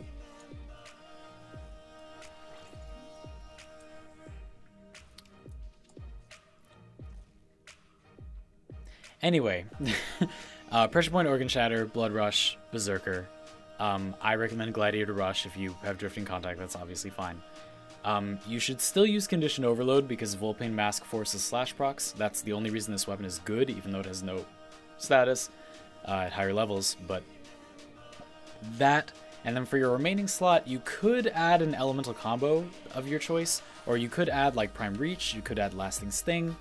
There are a good amount of options. This weapon is a little awkward because it's literally just a Zaw Rapier without status. And I just don't, like, you don't have to do that. Like, you could just have a Zaw Rapier with status. But if you want to use this weapon, it looks cool, and it might be easier to get for some people. Start with this, Condition Overload if you have it, and then put in Elementals or Reach or Lasting Sting or whatever you want.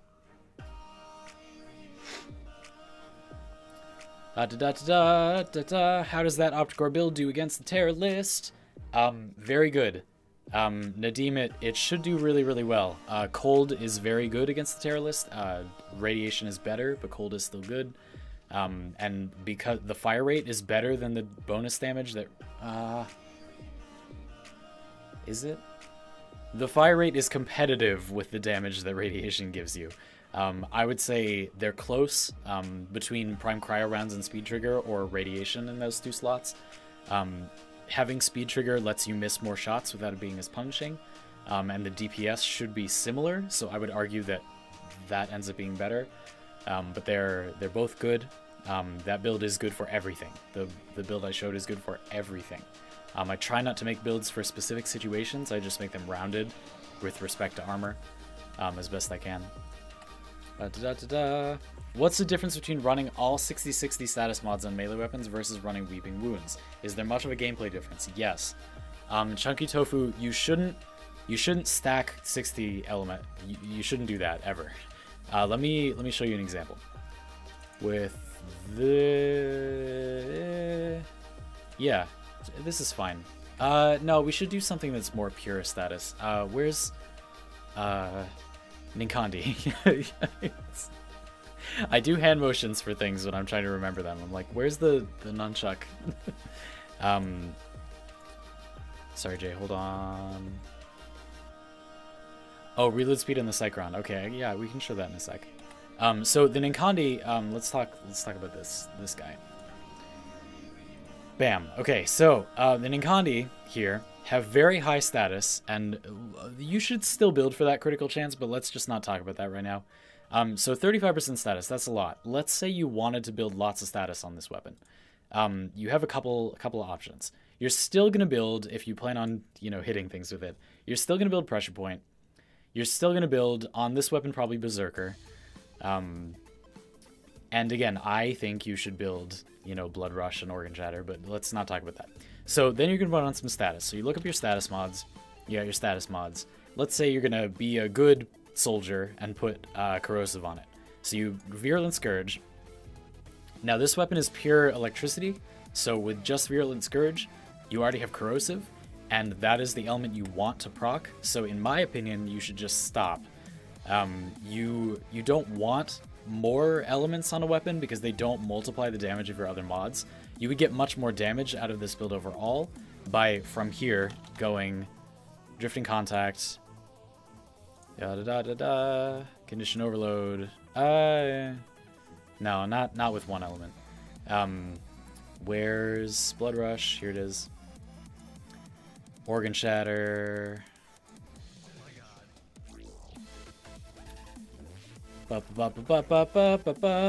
And then I would use Prime Reach on this weapon. And then whatever mod you want. It would be fine to use, you know, Prime Fever Strike for more damage. It's not amazing, but it would be fine. You could use, like, Healing Return would be really good here. You're gonna need a lot of Forma for the build we're talking about, but that's fine. But you only want the one element. You just want elements until you get the element you want, the combo you want, and then you want to stop. So if you desperately wanted 100% status on this weapon, even though we already have 70% and fast attack speed, you could, you shouldn't do this on this weapon, but you could do this, and then swap this for Prime Fever Strike and run Weeping Wounds. And with 35% status, Weeping Wounds will give you almost guaranteed status procs by a 2.5 counter. That's 45 hits. That's good. That's pretty efficient. So if you wanted to do that, that is reasonable. Again, Gladiator Rush is low value here, so I wouldn't recommend you do it on this weapon. Yeah. So again, this weapon already has electricity. You don't even want two dual stat mods.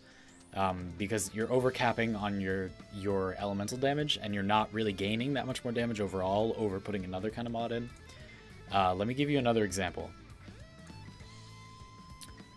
Yeah, but I want something where like just straight damage is bad. Where's my Cassowar? Yeah, let's talk about this.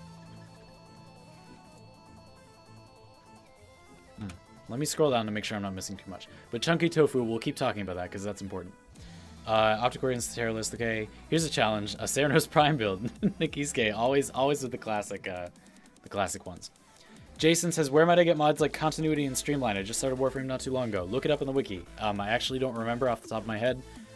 Whenever you need to know where to get anything, always look it up in the wiki. Isn't Heavy Caliber bad for Optic Core? It doesn't affect it. It really doesn't affect it at all.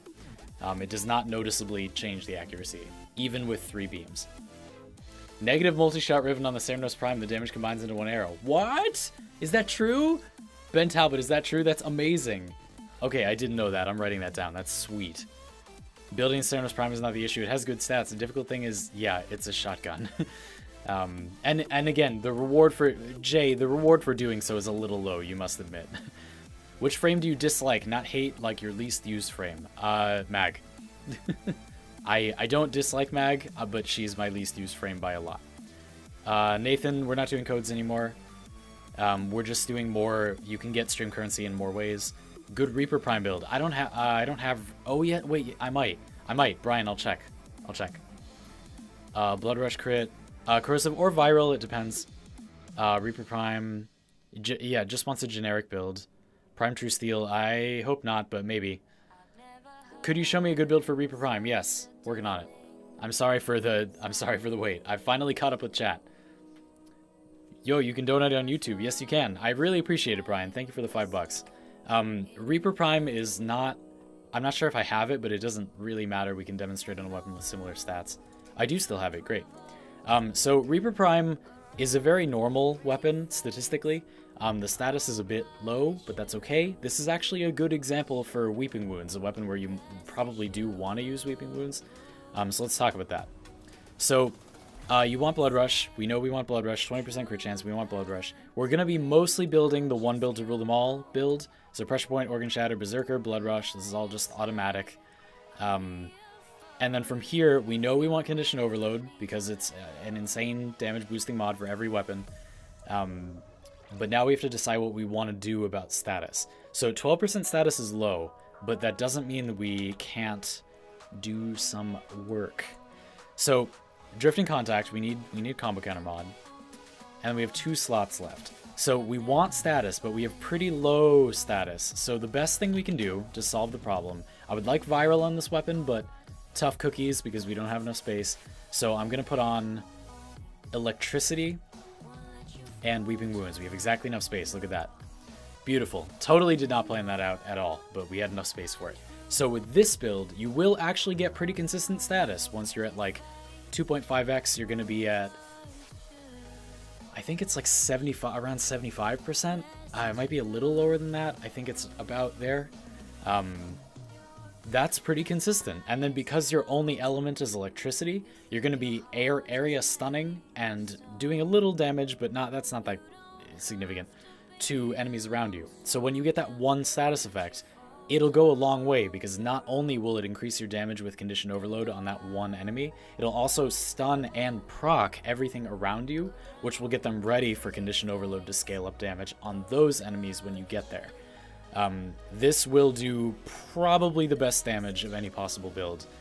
I'm not like incredibly confident. It might be better to use Toxin, but being able to get more statuses on more enemies for your status chance like this is very valuable. Another really nice thing about this setup is that you're gonna get a ton of slash procs with Weeping Wounds because the slash is so overly emphasized, which is great. So Brian, I hope that helps. I hope that makes sense. Please do feel free to ask me like anything that doesn't make sense about why any of any of that. You can't get Exodia Contagion right now. It'll probably come back. Is there a good Prisma Dual Cleavers build that can go into high levels? Yes, it's this build, except you switch out Weeping Wounds for Toxin. Everything should be crit and status. Everything you need to find a way to do crit and status, or it's just not gonna be good. Compared to other melee weapons, because Condition Overload is insane and Blood Rush is insane. So if it has terrible critical stats, you're out of luck, and if it has terrible status, try really, really hard to fix the status. I will, Nikisuke, yeah, the Boar Prime thing is good. It's fun. What does status duration work well with? Mostly the Glaive Explosion build. Nathan, so the status duration is kind of a meme. It's not usually that good, but it is very good with like ranged melee weapons. So like if you do Glaive built for gas and slash, and then you throw it, like that one explosion with the slash proc forced from the Glaive Explosion on Glaive Prime will go a long way. It can be really good with gas. This can be okay the Zenistar, if you want to try it there. It's not good on that many weapons, because you can usually just kill them much faster. Status duration is good on Zakti, because you'll kill them before you can kill them before it ends, or maybe like Carving Mantis. Yeah, Jay, I think Carving Mantis is better. I think it is forced procs. Swirling Tiger is good though. I want more scythe weapons in Warframe. I want better scythe stances in Warframe.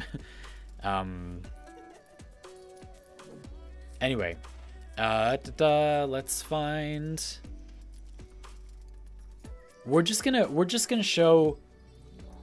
show the everything builds, because I like people. Listen, I don't begrudge you asking about like what like builds you want to see, but it's not.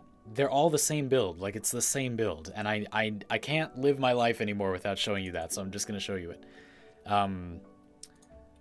Is the Argonac a suitable vessel for this? Is this the build? Oh, well, Hunter Munitions. But it's gonna be Hunter Munitions. Yeah, damn it. Okay. Hold on. Let me think about it for a minute. Oh, Dex Sybaris, maybe. Omega Lookout, when you're ever looking for anything in this game, so like glaive and claw stances, you should always look everything up on the wiki. So off the top of my head, I don't know. I have them, but I don't know where I got them. And I doubt a lot of other people do either. But if you look it up on the wiki, you will know. So look up like any glaive weapon and it will list the stances on the right side in the little tooltip on the wiki. And that will tell you, you can click on those and it'll tell you where they drop. That is how you should find them.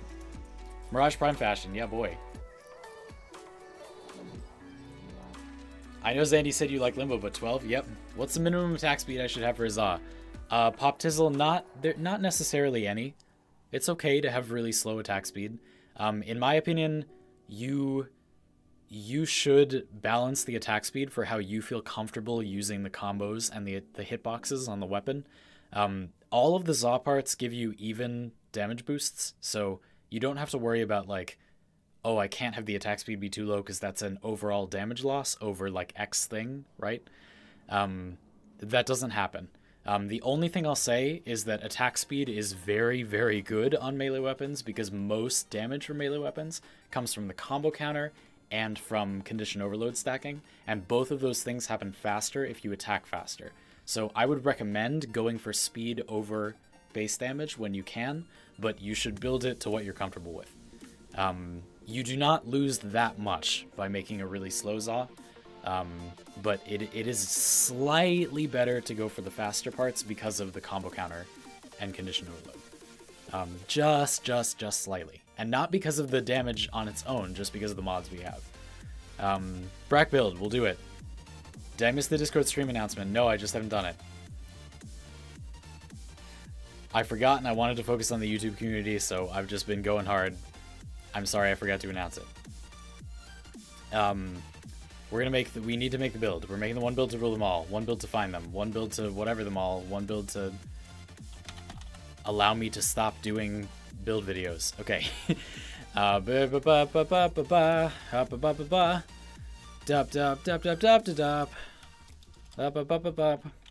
Okay, and then the last one on every weapon is pretty much going to be 100 munitions, but let's just, yeah, okay. So that, and then we'll do it for shotguns, pistols, and melee weapons. Okay. Daniel Push, hello. Brack build and Overprime Fashion, we can do both those. We can do both of those after this. I'm doing pretty well. How are you doing, Daniel? Brack builds and Nova Prime Fashion. I've got to go in like a little bit less than an hour, but we still have time for a lot of stuff. Okay. So this, not this exact build, because there are some things you should change out depending on the weapon. But basically this build is the best build for every type of weapon and every weapon that is actually good in the entire game. For every weapon, it's going to be the base damage mod, multi-shot if the type of weapon has it. You know, melee doesn't have it, but we'll show the replacement for that. It's condition overload. Multi-shot, crit mod, you know, chance and damage. And then an elemental combo. If you need less than this to get a favorable elemental combo, you should always do less.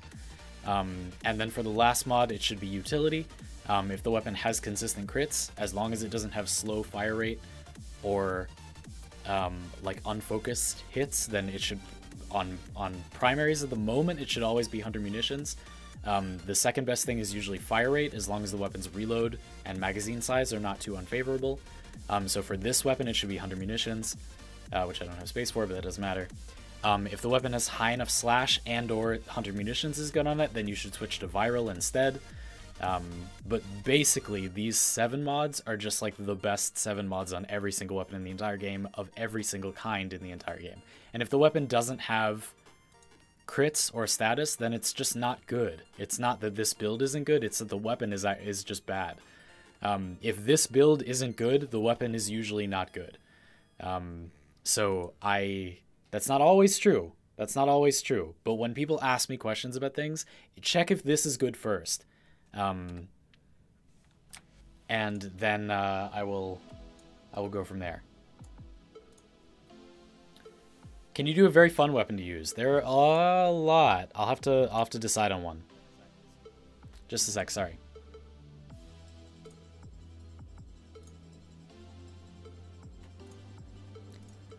Whew. Maiming is about 2 times the value. That sounds about right to me. Okay, so that's the best build there. Now let's go to comparable weapons. Somebody asked about Prisma Dual Cleavers, yeah? Let's go find that.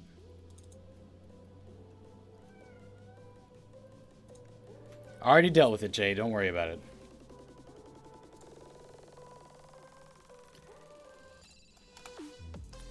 Prisma Dual Cleavers is a bad example because Justice Blades. Curse you, melee weapons. Okay, let's find something more normal.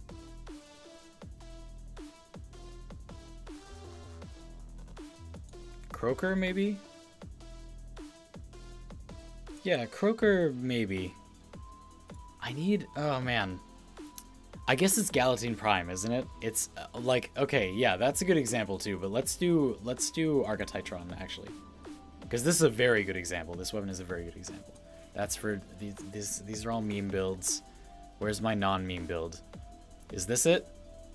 Yeah, this is it. Okay, there we go. Good. Let me go over here. Somebody said, Torrid without a Riven. Micah, the short answer is status, but I'll show that.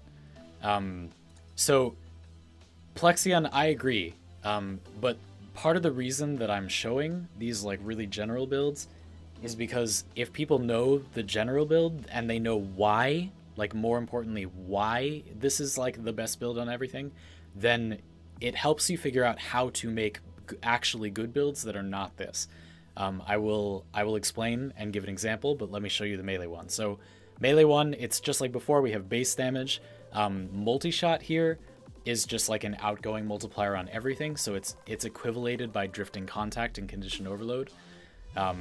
Then we have crit mods, Blood Rush and Organ Shatter in this case. Then we have an elemental combo. In this case, it's corrosive again.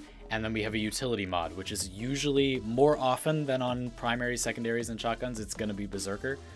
But it is almost always Berserker. And this is even more, somebody asked for a Frost build, we can do that. Yeah, this. And then this can change a little bit, you know, like Drifting Contact can be like maybe Gladiator Rush, but it's almost always Drifting Contact. And then this is the best build for that. So for example, Benjamin, I'm gonna use you as an example. It's gonna be different, maybe than what you would expect, but I will give you an example. So you just asked for a Tekko or Venka Prime build.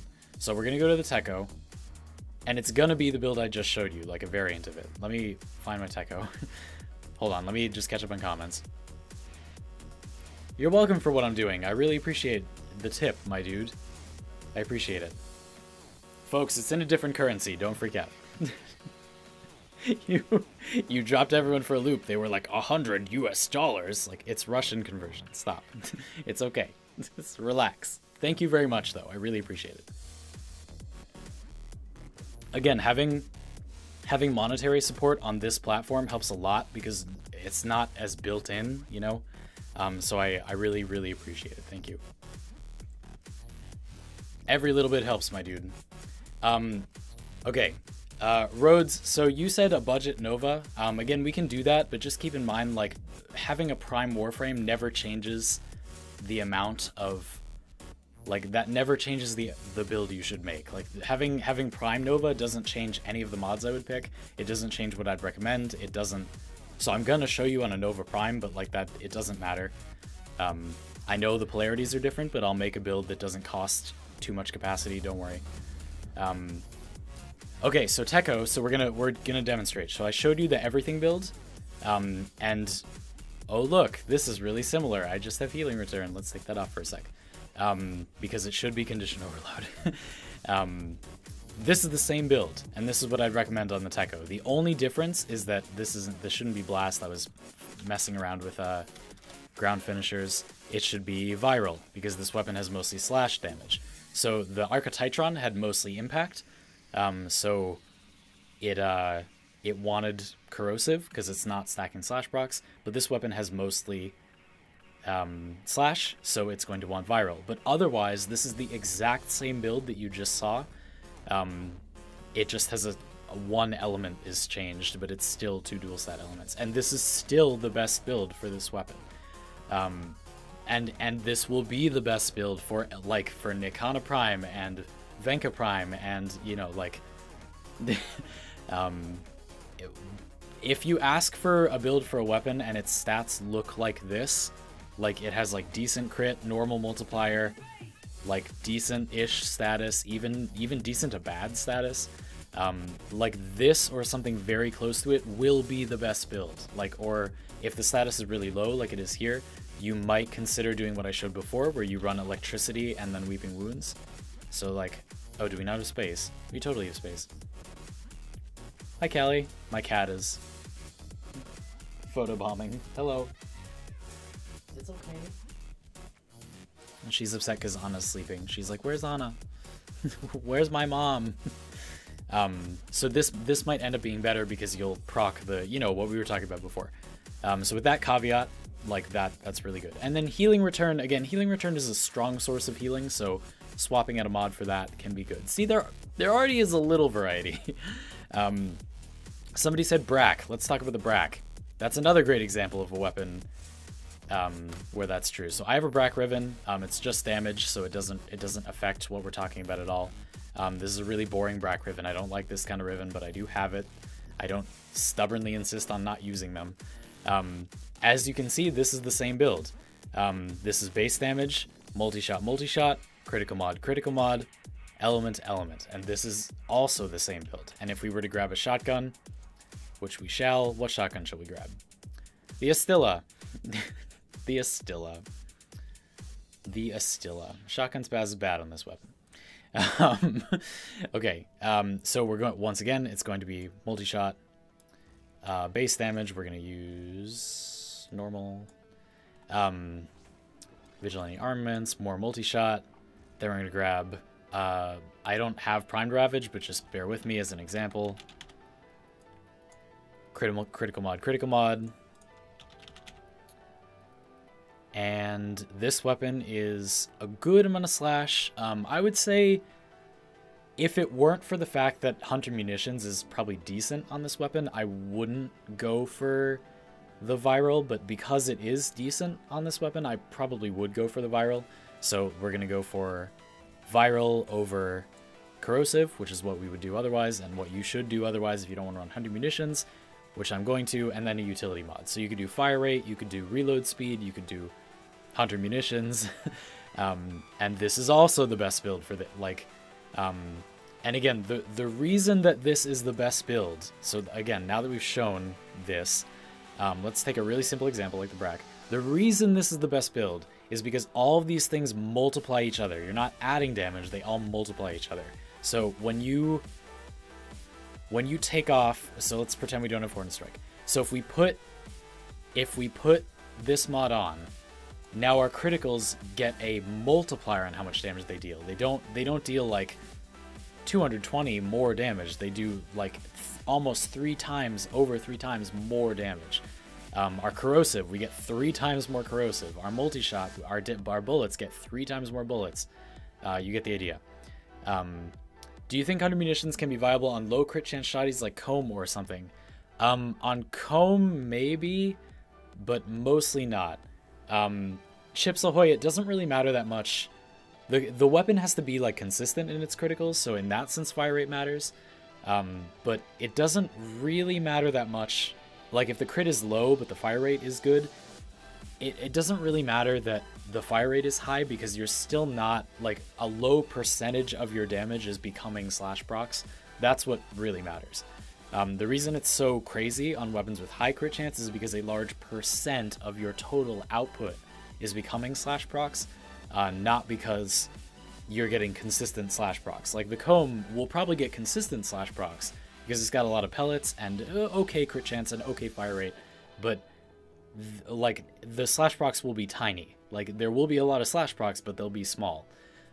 So it will end up not being that good. It might still be the best damage increase. And the reason is because with this set of mods, so this core build, this everything build, with these mods, if you put elements here, you're losing a ton of damage because it's not multiplying these other mods, it's just adding to your elemental multiplier. That's not giving you a comparatively large damage increase. If we just had these mods, or these mods, like adding Prime Target Cracker isn't just like more damage, it's multiplicatively more damage. It multiplies all the other damage instead of just adding, you know? Jay, I will be still talking about builds. Rhodes Gaming, do you ever grind trade chat? A little bit. Usually for targeted things, for like Rivens and selling Rivens, and sometimes like if I get good mods that I want to sell copies of. So the reason that fire rate is so good in the last slot, the reason like for melee weapons it's always Berserker, like, is because having that also multiplies everything, and normally it's hard to get that. But fire rate can do it. If a weapon isn't good with fire rate, it's hard because there's usually no mod that multiplies everything else. But that's one of the reasons Hunter Munitions is so good, because it does multiply most of these other values. It multiplies your base damage and your multi-shot, it multiplies with your multi-shot, it multiplies with your crits, it multiplies with your multi-shot. It just doesn't multiply with your elements, but if you're using Viral, it kind of does, because the proc assists it. And then it gives you a final mod that will multiply all your damage. So that's why this is the one build to rule them all. Again, I am going to make a video about this, but let's use all these weapons I just built in a mission to show that off. Because there's a potato alert. Oh, do I really have to use? No, we don't. I don't want to use. I don't use Wukong though. Let me use something that somebody asked for. Okay, so we did Brack. We'll do Torrid and Nova and Frost. Let's...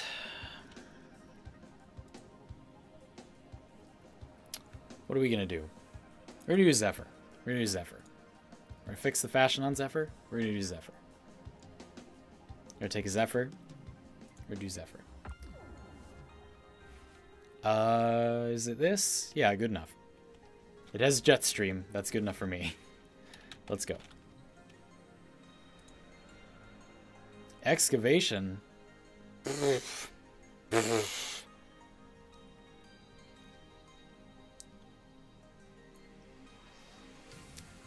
Michael Giel, welcome.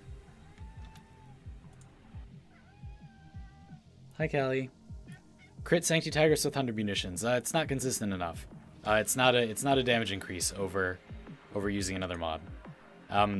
Shotguns get a little bit iffy because shotguns have so many okay damage increases. Omron, I very recently made an Ash Prime. Ash and Ash Prime are the same thing. I very recently made an Ash framework, so you should go watch it. It's a fun build. It's very, very versatile. You should go check it out. You'll like it. Toxic, hi. How are you doing, my dear Toxic?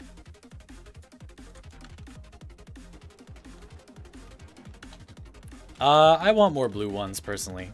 But whatever, I'll take a gold potato, too. I wish it was blue. I think most people need blue ones more. Neither of them are better. It's just whichever ones you need. You all are so... You're so tempted. You're so easy to fall to temptation of just saying things are better. Like, maybe they're just different. They're just different. They're not better. They're just different. This game is fun because they're not better. They're just different. Somebody asked, what could DE do to give us more options? And I would say they're actually kind of already doing it. They need to make more mods that are actually good.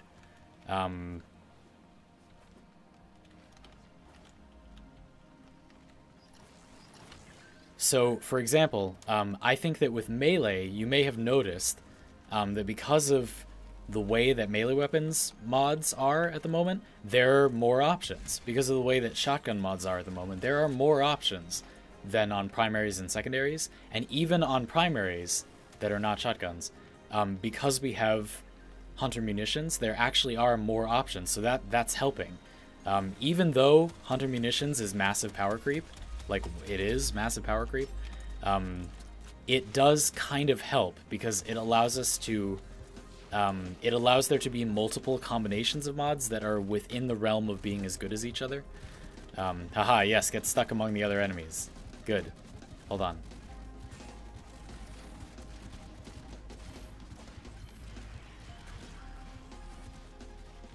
Hold on, we got it, we got it. Or maybe not. Hold on.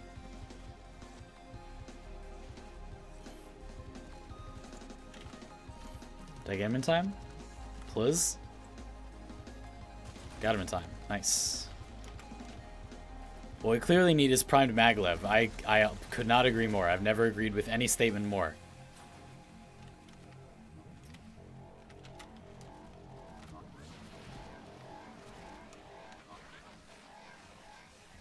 Madkins, that was just because of your computer. It is an objectively faster and higher quality experience on PC because of frame rate.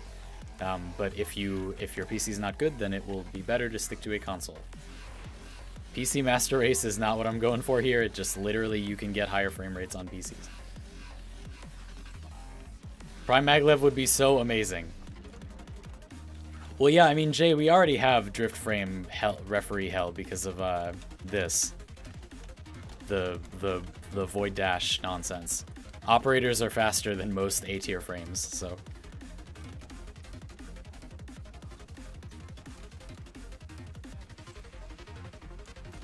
Yeah, so I mean, well, Chips Ahoy, that would be nice quality of life, but it wouldn't increase build diversity at all. It would just make it easier to make the build that is the same as every other build. So what they need to do to increase build diversity is there need to be more mods that are good. There are mods that are good. There's not enough. Like there need to be more of them. And once there are more, there will be more builds that are, depending on the weapon's specific characteristics, different builds will be like the best build. For example, because of hunter munitions, now we have weapons that like, for example, the Rubico has relatively consistent criticals overall, and if it was an auto weapon like an assault rifle, then it would be good with hunter munitions. But because it only fires one shot, you know, 2 or 3 if you've, you know, your multi-shot mods, it's not consistent enough for hunter munitions to be just unarguably the best mod, which creates build diversity, and that makes hunter munitions not the best mod on every single weapon. If they make more mods that are specific like that, like what hunter munitions does, then we will get more build diversity, because without them changing any of the existing mods, there will be more builds where like you use a different mod or a couple different mods. Builds where, like my Javelok throw build, where because I hit a lot of enemies, gas does more damage than corrosive or viral. Like, more weapons like that. Like, I was thinking it would be cool, like if you play Destiny 2, the Ward Cliff Coil, like if we had that in this game, then like the cluster rockets would hit a really big area and we could build gas on it, and it would proc gas on so many other enemies, and they'd proc each other, and it would be crazy, and it would end up being better damage than corrosive or viral, and that would diversify builds. That is what would fix the problem. Other things could fix the problem. There are things that could fix the problem, but I don't think they'll do them. They could like nerf all their mods. They could, you know, remove base damage mods from the game, which they said they were going to do like a year ago, but they haven't done yet, and they still said they're going to do it, but they haven't done it yet.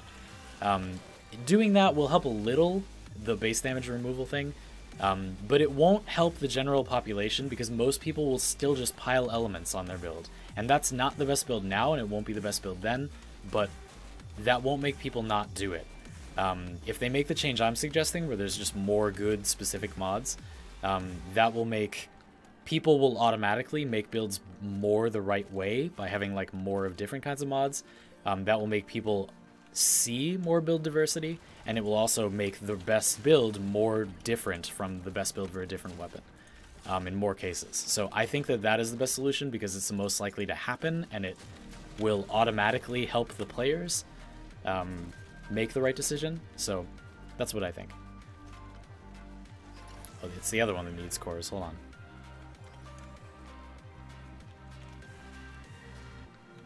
What do you think if they made special mods that are only equipped on the operator but give global bonuses? I don't want more operator stuff. I think they already need to fix what they have. And operators are already really viable because they have incredible utility. I don't think they should be like Warframes. I think they should be incredible utility, which they already are. So I don't think they should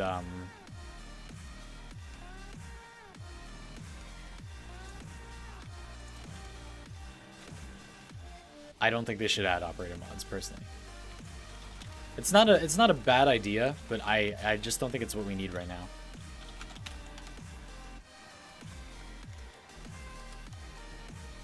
Did they actually say they were going to remove base damage mods? I thought that was just the community opinion of what needed to happen. Jay, I believe it was a long time ago, but I believe over a year ago there was a dev stream where they said they were going to take them out. But I kind of feel like maybe they're just not going to. I don't know if you take build requests, but do you think you can do a build for the Tetra with kinetic ricochet? I don't have the Tetra. Mikhail Giel, I can do it without having it, but I'm going to have to just tell you what I would build on it instead of showing you because I don't have it.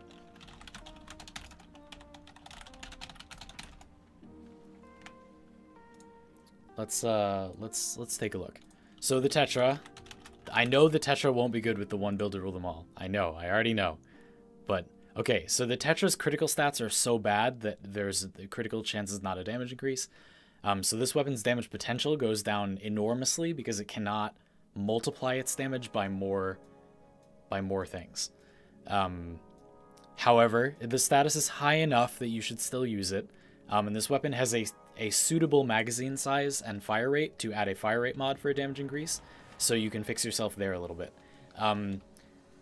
Michael Gil, to show you, like, the build I'm talking about in-game, I'm just going to put it on the Supra Vandal, which has kind of similar, like, it has a similarly friggin' terrible crit stat line, and then the status is lower, but don't worry about that.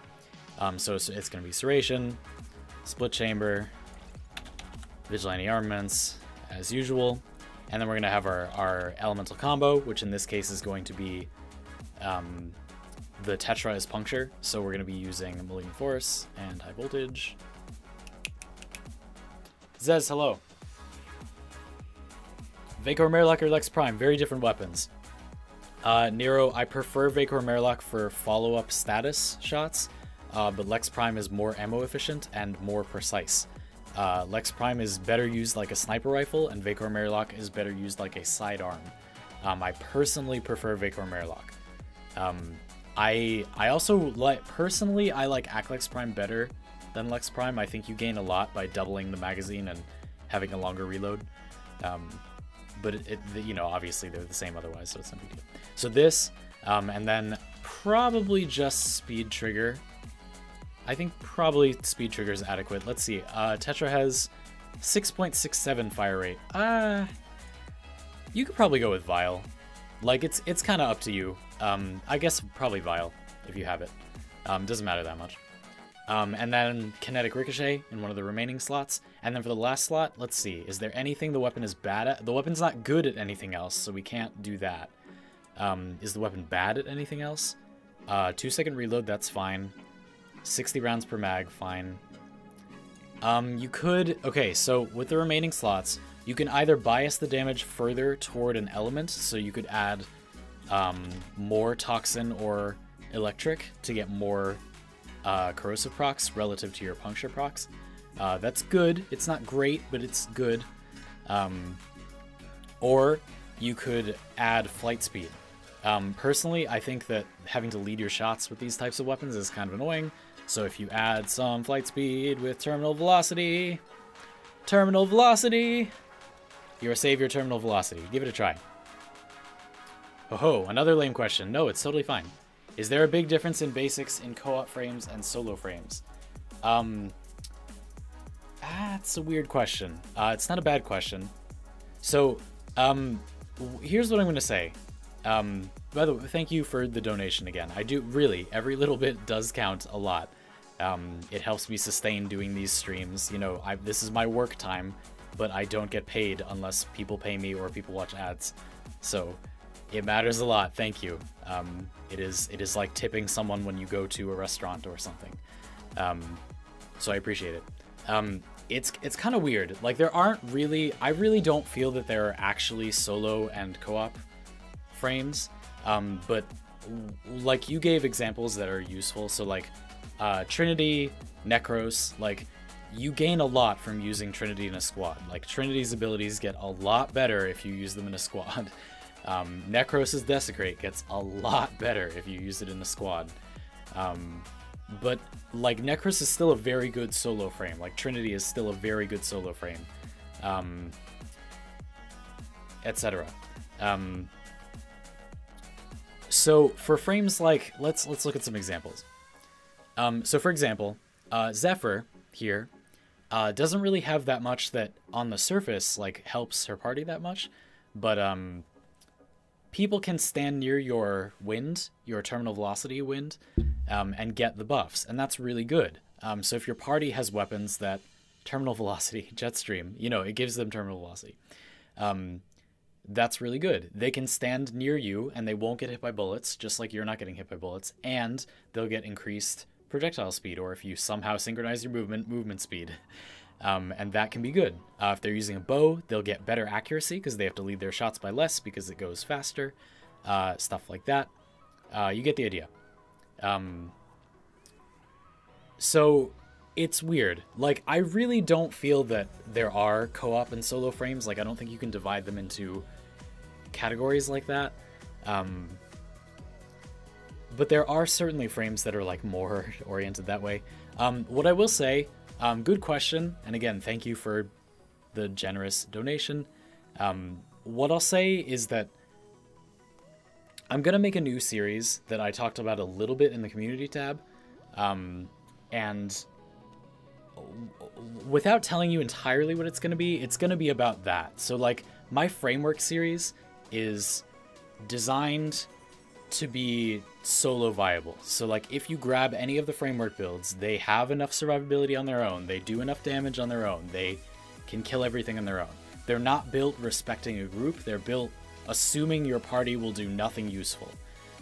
They're built assuming you have 3 other random players in your squad, usually, but that they will not do anything that helps you in particular. And they're built assuming that. So I'm going to make another series that will be builds that assume that you have your best friend playing with you, playing a build that is exactly what you planned them to have. Does that make sense? So I hope that that will be interesting and helpful. I'm going to make a series that is like co-op synergy builds very soon. It'll probably start this month. I have them ready. I need the people I'm going to do them with ready. I'm going to do them all with, like, another content creator, so it should be fun to, like, have a cameo. We already have one planned with Joey Zero, we have one planned with Zelp, I have one planned with Gur. It's going to be a good time. So, that. Ismarai Gomez, welcome. Okay, so, let me go back up, I missed some stuff. So, Namane, you say, is YouTube actually your job at 14K? So here's the deal about that. I know not everyone likes to talk about money, but just to talk about that briefly, 14K is pretty small on YouTube. So normally, like, that wouldn't be nearly enough to make a good living off of, like, AdSense and stuff. But I have Twitch and YouTube and Patreon, and they're all doing better than average. For my size, I make well over twice as much money as other people my size. So consider that. I have a moderately successful Twitch and a moderately successful YouTube, and they make me, in my studies anyway, about double the amount that most people make at the sizes I'm at. And my patrons are very generous. You are all very generous donators. I have way more Twitch subs than other people my size. That is why it is somewhat sustainable. Size is not everything. If you change your quality enough, hi, it does add up. And I have been moved, very, very moved and surprised that all of the effort that I put into being like a good business person and caring about you all as audience members really paid off. Touchingly, it really paid off, and I actually am making a sustainable amount of money. It's not my whole income. I do like freelance writing work, freelance editing work and stuff, but it is a significant amount of my income, and that's really touching, because the only reason is because you all are coming out to support everything. Yes, that's because I'm taking the time to communicate with you. I'm taking the time to create those opportunities.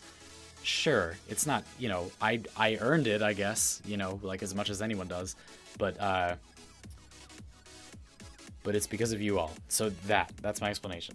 Okay, let me go back up. What's a friend? I know, right? So we still have someone wanted to see Frost and then Nova Fashion and a budget Nova. Ash, I'm gonna direct you to my framework. Torrid, we can show Torrid. Gotta say, you better name it Frame Working Together. Oh god. Oh, that's cringy. Ooh. We'll see. I'll write you know what? I'll write that down. Fine. Oh my god. I have some other like skeevy names for it, but that's not bad. Do you think primaries and secondaries need an auxiliary mod that increases capacity like with frames and melee? Hi, Kelly. She's like, feed me and stop streaming. Stop making the money to buy my food. Do it now. I'm like, no, Callie, that's dumb. From where did you get those trees? They're a decoration. You can buy them in the decorations tab. They're beautiful, aren't they? They're so cute. They're little floating magnolia trees.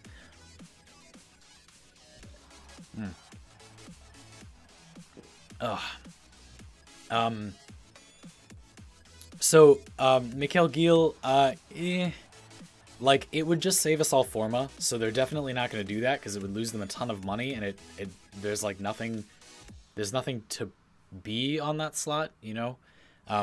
But if they were feeling really nice, I guess, in an ideal world, that would be cool, I guess. Yeah. You know, like, it wouldn't be bad, but I don't think that's gonna happen. It's an interesting point, but they could do. Some people have suggested making something like an Exilus slot for primaries and secondaries. I personally don't think that's necessary, but they could do that, and then they could make those mods add capacity. Maybe. Do you have a Mutilus Cernos build? In fact, I do. We'll do the Tord one in a sec, because I don't know what I'm going to build. But the Mutilus Cernos build, I actually was just playing with that. It's not fully formed out, but I was testing this. And honestly, for 0 Forma, it's not bad. This can effectively armor strip a large area by spamming your arrows. So don't fully charge them, just dry fire them. Or not, it's not really dry firing, but you know what I mean. Like, don't charge them fully, just like boo boo boo boo boo boo boo like that. This strips armor relatively effectively. The gas version is funny, but not very powerful, except against infested. Anyway, so that basically. I'm not sure about the crit mods, but 15% crit chance is not bad, and since I'm dry firing it, it's better. If you're gonna fully charge these arrows, don't run crit mods, because you don't attack often enough for it to be worth it. It's gonna be the elemental combo you decide on, alongside multi-shot, and then probably you're gonna want some fire rate, and possibly even fast hands, because it makes you draw your next arrow quicker. So let's do Torrid now. Let me go do that. Torrid, where are you, my child? Do you know Porphy? I love Porphy. Porphy is thebomb.com. Porphy is actually one of the people that I am hoping to collaborate with in that build series I was talking about. I'm just not sure if they will want to do it with me. But if they do want to do it with me, I want to do it with them, so we'll see. Okay, so let's talk about Torrid. I got a Junk Riven for the Mutilus Cernos. What should I roll for in it? Oh god. Like, probably crit. Crit stats. Don't get status. It has so much status it doesn't matter. More status won't benefit you. Status duration could be relevant, but I would go for crit. That would allow it to have multiple scaling mechanics that would like flesh it out more as damage. I would go for crit, pretty much. Fire rate would be welcome. Flight speed would be welcome. Honestly, very welcome.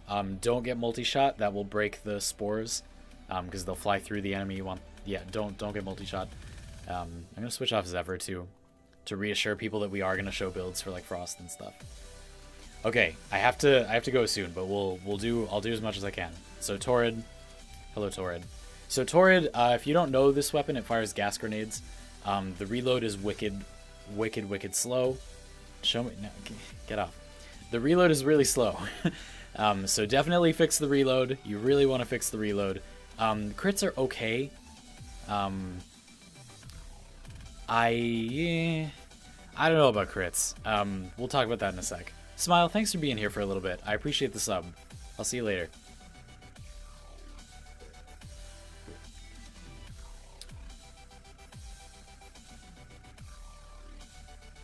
Can you explain why Firewalker is the best or one of the best Exilus mods? Yeah, just what Ben Talbot, like, you bullet jump a lot. Bullet jumping is very powerful, and this gives your bullet jump crowd control. Daft Cupcake, I'd be happy to show you. Let me find a Warframe that has... Guess my Excalibur. Let's make the Torrid build first, and then I'll show it in a mission, because some people don't know how this fires. So... couple of things you can do with the Torrid. So first of all, as you can see, we have base Toxin. When you do gas procs, it scales off your Toxin damage, so good weapon for Toxin for gas procs. So if you build Toxin, as much Toxin as you can get, and then just a little bit of heat with status, these gas procs are going to be really powerful. From there, you could just do crit to buff it up a little bit. I wrote stat instead of crit. Point strike, vital sense, and like this will be very powerful. Like that's a gigantic gas proc, and it has a chance to crit, and it scales up very highly. It will be really good. Let's jump in the test room for a sec, because that's what people are gonna keep asking until we leave, which is gonna be in like 15-20 minutes or so. I have a crit chance and crit damage, but negative status chance. Mutilus Cernos mod. Good. Edward, how much negative status? Might be okay, but you do want 100% status on the Mutilus Cernos. It just like getting more doesn't help because 2 dual stat mods already gets you there. So as long as it's not too much less, then it's probably fine. But let's grab some enemies, and I'll show you why the bullet jump mods are so good. They should be a level that won't kill them. Okay, so the reason... Oh, ho. Let me... As far as I could see, the game is about collecting, farming, and grinding. What could I see as the reason to continue playing? Let me answer that in a couple different ways. I just need to find my build that has my lightning dash on it. Okay, so... Firewalker, Lightning Dash, kind of the same deal, both of these mods. The reason these are so good is because that's a really large increase to bullet jump speed, and both of these procs, these guaranteed electricity or heat procs, are guaranteed crowd control when you bullet jump, which means you can crowd control enemies just by jumping near them, which is very powerful. Like, those enemies can't attack now, these enemies can't attack, these enemies can't attack, these enemies can't attack, like... They get procced, and then they can't attack. Now, these enemies are getting it over and over again, so they can attack because they're getting resistant to the crowd control. But in addition to already knocking enemies over when you bullet jump and stuff, like, this crowd controls them a lot. So that's mostly why. That's why it's so good. Let's fire this a little bit. So see, these enemies have heavy armor. These are level 135 enemies, but you can see it creates gas clouds. That's what this weapon does. So let's fire this against weapons that it should actually be able to kill instead of level 135s. How about like 80? That's what I would expect this to be. That's where I would use this. Would be like Sortie 3. Sortie 3 where there's like insane amounts of enemies. Like that's where this is going to be useful.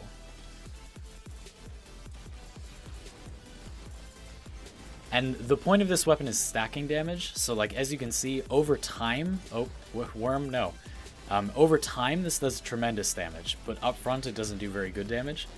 So the best way to use this weapon is usually to use it with Vauban or something. Someone that can pull people together. Spaghetti-nitis is good too. Let's find Vauban. So Firewalker is good, but why is Ice Spring less good? JJ Biggie, it's just because of the proc on them. So if you look at, let's look at Bullet Jump. So Firewalker procs Heat, which does crowd control. Hard crowd control. The enemy cannot move when they're procced by it. Lightning Dash does electricity. That's hard crowd control. They can't attack while they're doing it. Whereas Ice Spring, which I don't have at the moment, but it does a cold proc. It's the same thing, but cold. They can move. They get slowed down, but they can move. I pointed out in a video one time that if you ice proc them and like kick them, like knock them over as you bullet jump through them, which often happens, cold does make them get up more slowly. So that kind of hard crowd controls them, but that's not as reliable in an area. And then Toxic Flight doesn't crowd control them in any way, so that makes it the worst. They don't do good damage, so you're just looking for like the CC. Anyway, are you standing up while playing? Yes. Plasma Cookie Sorcerer, welcome, nice name. So let me go back to this super chat. As far as I can see, the game is about collecting, farming, and grinding. Why should I keep playing? To kill enemies in more ways. To kill enemies in more different ways. The goal of the game is whatever you make it. This is basically an MMO, so the goal is whatever you decide it to be. I'm gonna show cloud stacking a little bit with this disgusting Katamari of death. But you can see that once they're all together, now the enemies inside are taking really high DPS. So the goal toward is to stack damage. You saw that I was able to kill those enemies through their crazy scaling by stacking damage effectively. And if you do that, then this will be strong, which is pretty good.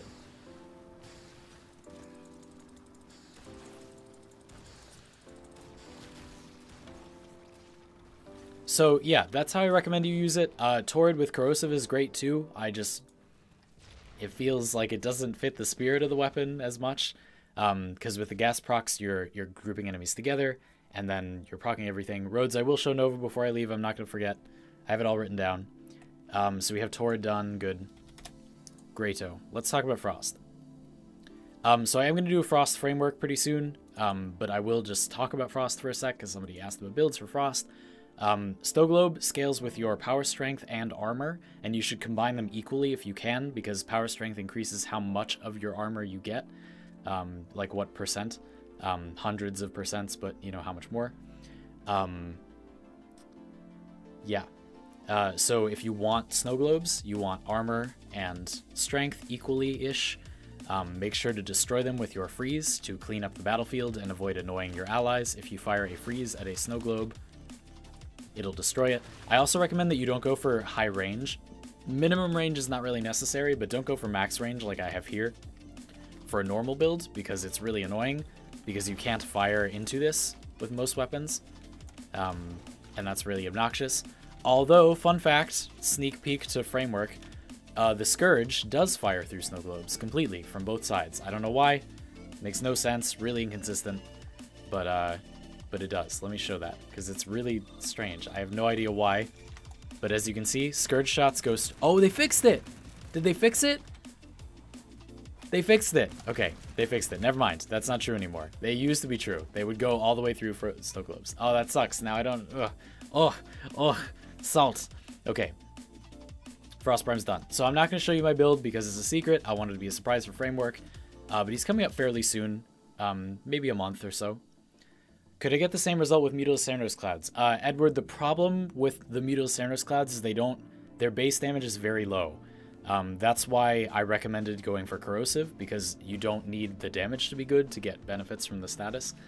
Or blast, you could have blast clouds. I tried that, that was fun. Yeah, so that's going to be better. The Mutilus Ceranos clouds have terrible base damage, so I don't recommend that you go for a gas. You could do it, but go figure. Anyway, can I see your Tsar build? Yeah, but it's the one build to rule them all. Let me see. Or is it still? Yeah. Heavy Caliber is the last mod because it doesn't really do anything to this weapon, but otherwise this is the exact same build I would recommend for every weapon. But I will say, like, there are a lot of good things here. Like, if you put reload speed in here, or like a Riven or something, like, the Tsar can gain a lot from a lot of different stats, so you can get a little bit more creative there. But Heavy Caliber is a large gain. It doesn't really reduce the accuracy at all. Let me keep going. Is Endurance Drift better for any frame than bullet jump mods? No. So, Nasco, the reason that the bullet jump mods are better is because they provide crowd control in your bullet jump too. Endurance Drift does make you go far effectively, like comparably effectively, but it doesn't give you CC on your bullet jump, which is why Firewalker and Lightning Dash are so good. Did you do a framework for Mesa? Every frame is getting a framework.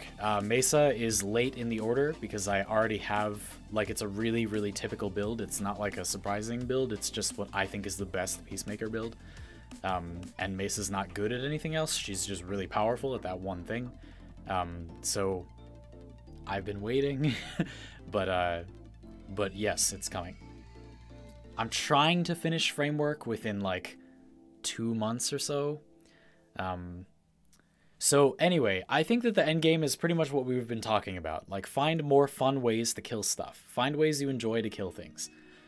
Find a fun, colorful variety of ways to kill enemies in different ways. Do the index, do raids, do sorties, do high-level bounties if you think those are hard, do terror list kills, do nightmare runs maybe, do long missions if you like that, like do endurance runs, just do missions for hours while the enemies scale up if you like that. That's like the content endgame, like the gameplay endgame is that, but I would argue it's more like fashion and community and making builds and stuff like that. Is there an ultimate build for all cases? You mean like best for everything? Definitely not. If you were talking about like a best all around, like a build that is the best at every single thing for every situation, then definitely not. You should watch my frameworks. Watch like the Ash one, the Trinity one, and the Necros one, and the Inaros one, and you'll be like, wow, these are all like the ultimate build, but they're all good at different things. That will answer your question effectively, I think. I think once you see frameworks, the way I make builds, I think is a good example of why there is no like best loadout. But there is things like the one build to rule them all, one build to find them, one build to kill them all, and one build to grind them. Just scrolling back down. What is best, shields or armor? Armor is almost always better because shields don't get affected by armor. So shields are just like paper and will be destroyed very quickly, but health and armor combined can become tanky. Even on frames with low armor, shields are not as good as running quick thinking and prime flow. So I don't think I have any frames that actually build shields. I'm pretty sure it's never. I like when I was doing framework, when I wrote up the list, I was looking through and like there were, because I had all the frames listed out, right, and all the builds, and I have these all in a Google document, and I was like, now that I think about it, is there any mods I'm like never gonna use or something? And one of them is redirection. Like, I honestly do not. There is not a good reason to use redirection. If you look at all the frames and look at the space you have available, there is always a way to become tankier than redirection will make you. That doesn't mean it's bad necessarily, but it's not better than the options available for literally every frame in the game. So I would say shields are just flat out bad, but only in comparison to other things. They're not terrible, and there are frames that they're good on. It's just that even on those frames, they're usually not better. For example, Mesa's Shatter Shield does reduce damage taken to shields by 95%, which is good. But she has really high base health, so building health ends up giving her more EHP anyway. My capacitor Volt runs redirection, but Chaos Saber, so the reason I wouldn't do that, that's a good point, that's a good example.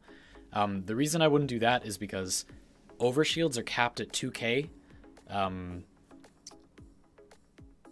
no matter what your shields are, and with Capacitance Volt, most of your shields are overshields, so your base shields do not help that much. Because what you really want is to be able to sustain your shields. That's what capacitance does. You're basically like shield healing.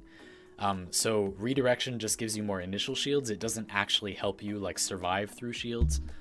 I'm sorry I keep hitting my mic. That probably doesn't sound nice to your ears. Stop, shields are better, please explain. They're not. They're really not. They're not good. And finally, the other reason that shields are not good is because even though a lot of people will say, but they regenerate on their own. That's what I thought when I was a new player. It's really easy to heal your health with like a melee weapon or some guns and some Warframe powers. So that doesn't, no. It's easy to heal your health back up too. In some ways it's easier to heal your health back up because you don't have to get out of combat and wait for them to recharge. Shields are not good. They're not good. They're not worthless, and there are some frames that they're very important, but you shouldn't build them. You usually shouldn't build them. Someone says, how about Harrow for his 1? So Narrow Warwick, I would still recommend stacking overshields with his 1, and then getting rid of your overshields with his 2. Even though his 2 gets duration by you having shields to destroy, overshields provide so much, and that cap is not changed by redirection. You just get more total shields potentially. It doesn't end up being that beneficial. That was actually one of the few places where I was like, maybe shields can be good here, but it didn't end up being worth the slot. It's not bad. They're not bad, I will say, on Harrow. It's not the worst. But they're not great. Just like on Mesa, they're not bad. It's not bad. They're not great, but they're not bad. It still does give you a lot of EHP. It's still better to run health. Shields are good for unranked frames. Well, yeah, sure. I mean, if you're like formatting stuff, like they're not bad. Again, they're just not as good as running. Like if you have a full build, look, this is what I'm talking about. All right, you're all being difficult. Let's look at Nova. Let's talk about Nova. Where's Nova? I'm so blind. Okay, it's because my Nova fashion is different. Okay, so can I destroy this? Okay, so person who asked about Nova builds, I'm going to give you a treat for waiting so long, Rhodes. Thank you for being patient. I will show you my framework build really quick because it's one of the 3 Nova builds I recommend. And we'll talk a little bit about making frames survive that are squishy because Nova has no exceptional health, no exceptional shields, and no exceptional armor. She has average, below average armor. For all those things. So she's a great example of like, what do you do if you just have average survivability stats? Yeah, there we go, right on cue. Oh man, Dami-chan, I have to thank you. You are right on cue. Quick thinking has the added drawback of stun locking you to death and leaving you without any energy when revived. For long runs is one of the worst mods available. So first, two things. Dami-chan, very good timing. So first of all, when we talk about all this stuff, we're not talking about long runs. You're referring to endurance, survival, and stuff. It is just this that I'm not... Listen, I don't want you to be upset. I don't want to hurt your feelings. Statistically, almost no one does that. So we're not talking about that. It wouldn't be helpful for me to explain answers to these questions by referring to that because statistically, basically no one does it. It's okay that you like it. I respect that you like it. But statistically, basically no one does it, so it doesn't matter. That doesn't matter for this discussion. For long runs, you're right. You shouldn't do that. Definitely not. For very long runs, you shouldn't use survivability mods at all because they won't keep you alive. You need to use like Volt Shields or Stealth or some other invulnerability mechanic, right? For truly long runs, you should not be using survivability mods at all because they're just going to get you killed most of the time. But we're not talking about that. We're talking about the parts of the game that reward you for playing them. We're talking about like up to level 100 or whatever. Yes, that stuff. Damage on the cap might be wrong, yeah. Anyway, my point was just like overshields have a static cap that doesn't change based on how much. When I was a new player, someone told me, what was it? Someone told me that your overshields were 200% of your total shields, and I was like, oh, you could get more by running redirection, but that's not true. It doesn't matter how much the cap is. The point is it doesn't go up. But yeah, that you might be right. I don't know. Anyway. So first thing is, for super long runs, yeah, quick thinking is worse than not having it. You're better off not running anything at all. But we're not talking about that. We're talking about like up to level 100. We're talking about what the person who asked this question is likely doing. And that is up to level 100 stuff. So for Nova, we have basic health, basic shields, basic armor. So it's still better to run health than shields because you're going to benefit from this armor. It's not that much damage reduction, but it's some, and that's important. And your shields do recharge, but it doesn't really matter. Like, it's so much more health, building health, but much more than that would be to build Prime Flow and Quick Thinking. So here's your early look. This is framework for Nova. This is the framework for Nova. The reason this is built this way is because Prime Flow and Quick Thinking are a ridiculously large EHP increase on this frame. You basically get around 2,000 like health, and then that's affected by your armor. That is really good. That's really high. You do get staggered when enemies hit you. That's true. That's a thing that happens. You will get staggered, but it mostly doesn't matter because with the frames that you run Prime Flow Quick Thinking on, they're usually caster frames. And usually they have a way to stop the enemies from performing follow-up shots. So for this build specifically, let's fight a little bit. I'll demonstrate what I mean. I need some guns. Just something simple, like the stubba is fine. We don't really have to be able to kill people, we just need enemies that deal enough damage. Actually, let's use the, where is it? Let's use Strun Wraith. Loba Strun Wraith. Okay. So we're gonna fight, no Sentinel. It's gonna mess things up. Just to give you an example. Oh god, I still have a Frost Snow Globe. Well, whatever, it's fine. So let's go up to level 100. Let's make ourselves not level 80 is more realistic. Let's do level 80. Let's not be invincible. Let's get an even spread of corrupted enemies. Like what I usually do is like 4 of the heavies, only like the hard enemies. Okay. Okay. So realistically, when we fight with this loadout, what's gonna happen is we have we have this defensive thing and whatever, and we're gonna slow the enemies. They're all gonna be slowed. They're all gonna be molecular slowed. So if we're gonna get grazed by damage, now I have no energy, so I'm gonna get some. So humor me for a second while that charges up. In fact, I'm gonna go back to spawn and get some. But what's gonna happen is when we get hit by a stray bullet, like when we're not dodging around like this, which is what we should be doing because we're a caster Warframe that's going to use hit and run style tactics to kill our enemies, these enemies don't shoot fast because they're slowed, right? So most of the time, when they would hit us, let's let these gunners shoot us a little bit.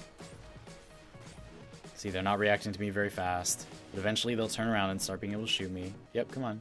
There we go. There we go. Now they're starting. Come on. You can do it. So see, now this guy's shooting me a little bit. Keep shooting me. Come on, come on. You can do it. My my orbs are defending me. Let me get rid of them. So see, now I'm at no health and I'm gaining from quick thinking, right? So I'm running around.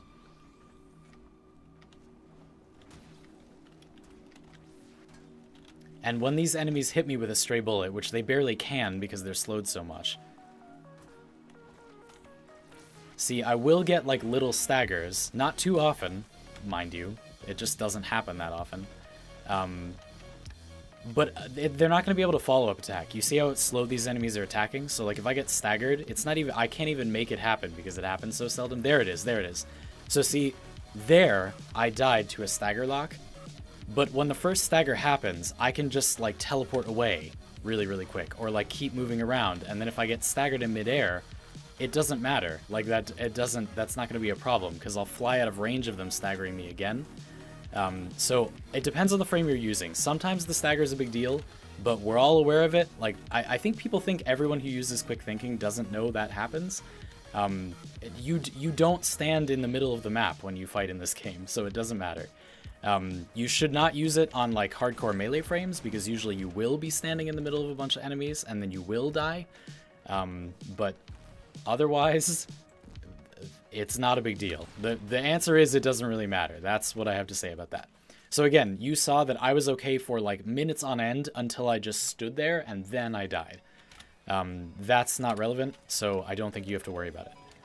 But if it's happening to you, then it's a problem for you, you know? If you're not the kind of person who bounces off the walls and it's killing you, then I guess it's a problem and you shouldn't use it. So it depends a little bit on how you play too. For normal gameplay, this is what I recommend for Nova. You want 145% strength, that gives you the maximum slow. The way that slow calculates its slow is a bit odd. It starts at like, I kind of forget, I think it's like 30 or 45%. And then the way it calculates it is it doesn't actually multiply with your power range, it just literally adds your power range. It starts at 30%. And then when you put a power strength mod on, so like it's at 30% slow, and then you put an intensify, it doesn't give you 30% more slow, so like, you know, 33%. It just adds 30%, so you get 60% slow. So if you run intensify and power drift and or transient fortitude, that alone is maximum slow. That's really good. So you want that. You want maximum slow. Do one of those two things. Neutron Star is important because it's kind of like Iron Shrapnel for a Rhino. Somebody asked for a Rhino build, by the way. A Rhino build I recommend would be my framework. Just search on my channel for Rhino, and you'll get it. This is Steel Meridian and someone else, I forget. So this is important because when you have Neutron Star up, when you have, sorry, whatever this is called, these little particles, these give you 5% damage reduction per, capping at 18, which is 90% damage reduction. And that's really good. So I have max power duration. You get more of these based on power duration. This is a huge defensive tool. 90% damage reduction is really, really good. And the reason that you want Neutron Star is because it lets you turn it off. You lose these particles one by one. They fire at nearby enemies. I have minimum range because range isn't good on Nova, and it makes the particles fire off at a smaller range. As you can see, they haven't fired off yet. I'm near enemies, but they haven't fired off. They still haven't fired off. I have to be really close. See, one just fired off. Now I'm at 16, which means I have 80% damage reduction. And I'm just going to get lower and lower and lower as these particles fly off. Now I'm at 75% damage reduction. You get it? So without Neutron Star, you can't refresh them. Eventually, I'm going to be bouncing around like this, right? And these particles will all fly off. Let's let them all fly off. I'll stand near these enemies. They're all flying off. We're at 50% damage reduction. 45, 40, 35, 30. You get it? So now I'm running around at 30% damage reduction. And I can't refresh it because you have to let all the particles run out to recast this ability. But with Neutron Star, you can. You can blow up all your remaining particles. It does a knockdown, but we have terrible range, so that doesn't matter. But it lets you refresh them. So now I have my 90% damage reduction back. So that's why it's really important. It makes Nova surprisingly pretty tanky. And it is a good safety net with quick thinking if you have all these Neutron Star particles. Good. Do you have a Nidus build? Yes. Search on my channel for Nidus, and you will find a great Nidus build. Okay, someone says, what does quick thinking do? It does this. When you get to 2 health, you will not lose health, you'll instead lose energy. Each point of energy becomes 2.4 health. Really good on frames with high base energy and prime flow because it gives you like 2000 EHP that Neutron Star can protect. There you go. You can't be staggered while 1 is on. I didn't know that. Anyway, there you go. So another thing is there are a lot of abilities that prevent stagger, and Neutron Star, I actually didn't know Null Star was one of them, but apparently it is. Another one is like Oberon's Grass, you know? So that's good. Like you can use quick thinking on frames that just negate the stagger. Someone that said never use Pain Threshold, but that's not true. Sometimes it's good. Pain Threshold will sometimes help. If you're only going to get grazed by a shot, like I was saying before, the enemies attack slowly or whatever, then Pain Threshold can save you. It will make the staggers from quick thinking really short, so you'll be like, oh, I got hit by one bullet, but I'm totally fine and I have plenty of time to run away before they can attack again.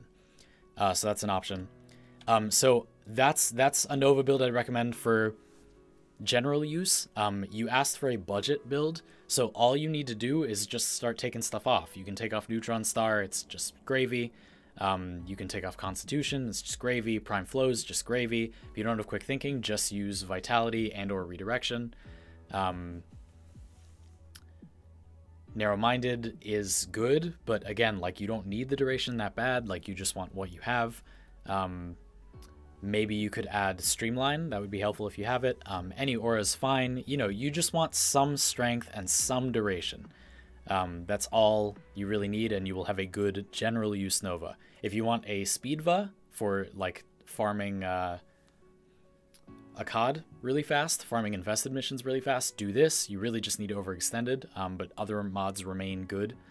And if you want a max range teleporty Nova to farm on the plains, you should use this.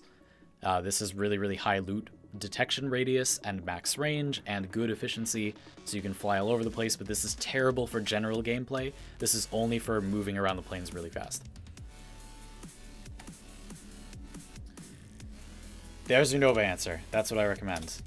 The fashion I will save because I'm really proud of it. Nova Spore is based on duration or range? Duration. It expands for a period of time based on your duration. Ismarai, I'm very famous for a Nezha build called Skaterboy Nezha, so search on my channel for it, and there is a lot of very good videos about that, so go check them out. Where do I get Condition Overload from? Checking the wiki. I know what Oberon's Grass does, it's just been my experience that it prevents staggers. I think we're good. Okay, that finished everything. Frame working together. So, okay, good. We did a good job. We got a lot done, folks.